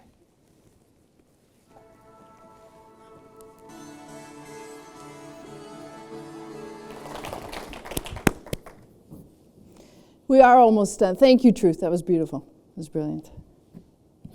So I have the pleasure to have the final remarks. As we're about to leave here, let's just take a quick minute and look at what happened outside the bubble while you were here in this bubble. 2013 has been a year in the world of reckoning on the one hand, the opportunities of interdependence, and the other hand, the responsibilities, the accountability, and the consequences of interdependence. On the opportunity side, Croatia joined the EU, so we had another member. Tablet computers became mainstream. New game consoles are offering us new opportunities. Yahoo bought Tumblr, Twitter went public. India launched its first satellite. In science and technology, in labs, people grew ears, livers, teeth. 3D printing reached new heights, including making some of those organs. Autonomous cars moved well off the drawing board. We had the first voluntary resignation of a Catholic pope in more than 700 years. And a new pope who came from a different part of the world, from the origins of Catholicism, who is creating some hope and some different ways of looking at things for younger Catholics. On the consequences and accountability side, Europe did not speed up. The emerging economies slowed down. And there are serious concerns about what kind of economy we're heading for in the next few years. The US government shut down because it couldn't pay its debts and meet its payroll. Masses of people in Turkey and in Brazil let their governments know that once you're elected, it doesn't mean you get to stay and make the rules without permission from the population. And in fact, in Egypt, we saw a military coup, and Egyptians and the world learned that the Arab Spring has not yet blossomed into summer. We saw a lot of courts examining things going on in business. Apple's international taxes. Global banks' manipulation of LIBOR, foreign exchange rates, mortgage markets, financial fundings, fraud, insider trading. Europeans discussed and implemented rules in different countries about executive pay. Edward Snowden disclosed some secrets and ended up in asylum in Russia. So we have both opportunities and some consequences of this interdependence. And then there were some significant events that just prompted us to reconsider priorities and what's important. The suicides of the CFO of Zurich Insurance and the CEO of Swisscom here in Switzerland were not the only senior executive suicides. A meteor crashed into Russia, the largest meteor in hundreds of years, to the most damaging. A typhoon in the Philippines reminded us that there are so many things we cannot control.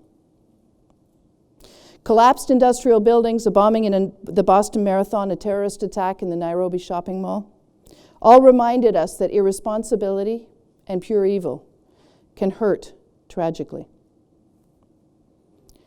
In sports, a little dialogue dilemma we have going on in my household. Roger Federer made it clear that his record-breaking domination of tennis has come to an end, while Sebastian Vettel made it clear that his record-breaking domination of motorsports is in the present.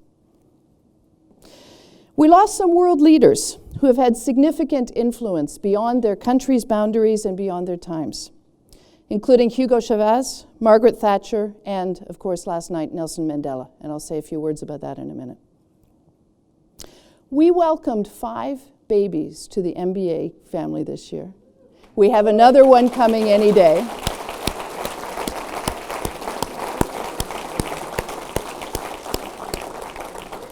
And we welcomed many more babies in the broader IMD MBA community. So what's the message?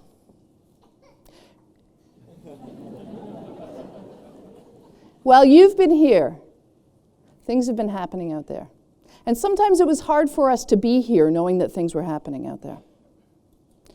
But you've invested a very important year in preparing yourself to deal with those things out there again, with the help of everybody in this room and many, many more people who are not here. Your families, my colleagues here at IMD,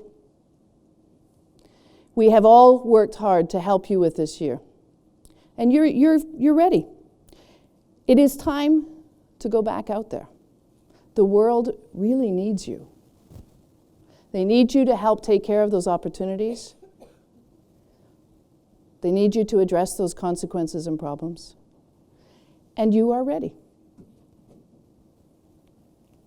What should you take with you? I have always felt compelled to reflect at graduation on Nelson Mandela's contribution and values. And last night, as I was thinking about today, I thought, should I do that again? I always talk about Nelson Mandela. Maybe it's just falling back into old habits. And I decided before I went to sleep that I would talk about Nelson Mandela today. And of course, when I read the news this morning, I was glad that I had made that decision. The class went to South Africa this year. as other years. And Nelson Mandela, I think, is a truly great leader in our time. I would like us to think about all of the people that we met in South Africa. In truth, your stories, but all of you met very, very interesting, important people there. And think about Mandela's legacy there, and particularly focusing on 3 things that I think are important in your MBA degree. The first is ambition. I can't think of anybody more ambitious than Nelson Mandela. Reconciliation. Right? Not just improving economy, not just getting more technology, reconciliation of people who previously hated each other. Hugely ambitious. If he can be ambitious about that, we can be ambitious about the dreams that Truth was talking about. Perseverance. People often say that Nelson Mandela was patient. I don't know, I've never met him, but having read his autobiography and many biographies, I'm not sure he was patient. I think he had perseverance. I think he kept going, he kept working at it until he made progress. And I think there's a very important lesson in that, and Henrique shared some of that with us as well, about perseverance. And finally, optimism and belief in the good of others. Even in the years in prison, even in his work afterwards, even when things were going wrong, he always believed and was always very optimistic that there is good in other people and that we can make a difference.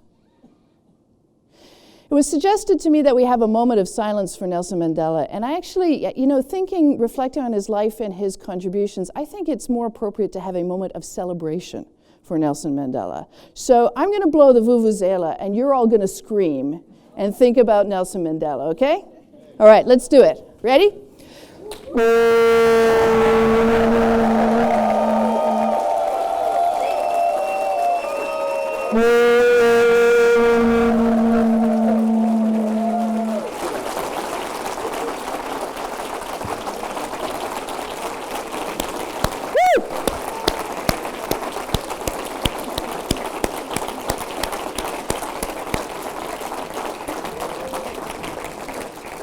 Carry your MBA well.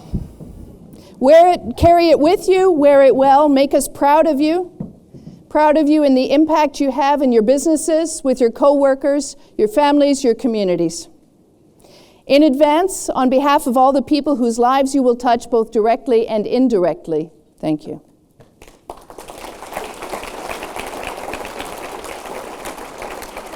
We have now graduated 90 leaders. We've said thank you to many people. Our ceremony has come to a close, and we are ready to celebrate their new status with them. Outside, we have a light lunch and an art exhibit, and I would encourage you to explore the art exhibit. It was done by the MBAs as reflections of their journey of this year. The MBAs will exit first, and once they have exited, then everybody else can come. Now, but as they stand up and as the music starts, we'd love to have some fireworks, but it's not safe to have fireworks inside. So instead of fireworks, you all have streamers on your seat. Okay? And the most fun way, if you've never done this before, is to rip them apart and blow them. Yeah? So as the MBAs exit and the music starts, please wait for them to exit before you do, and then we'll go out and join them. Again, congratulations and thank you everyone for being here.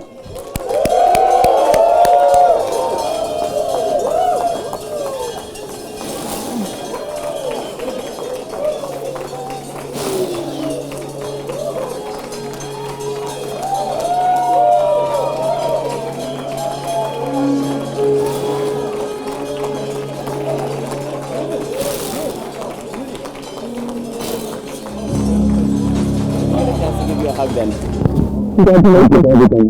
Thank you. Fun. Congratulations. Thanks, Martha. Thanks. Thank you. Get out so you guys get out so other people can get out, okay? Okay. Out, so everybody can go. Yeah. Okay. Make our chimney work. Okay. Thanks for being here. Okay, MBAs, you gotta leave.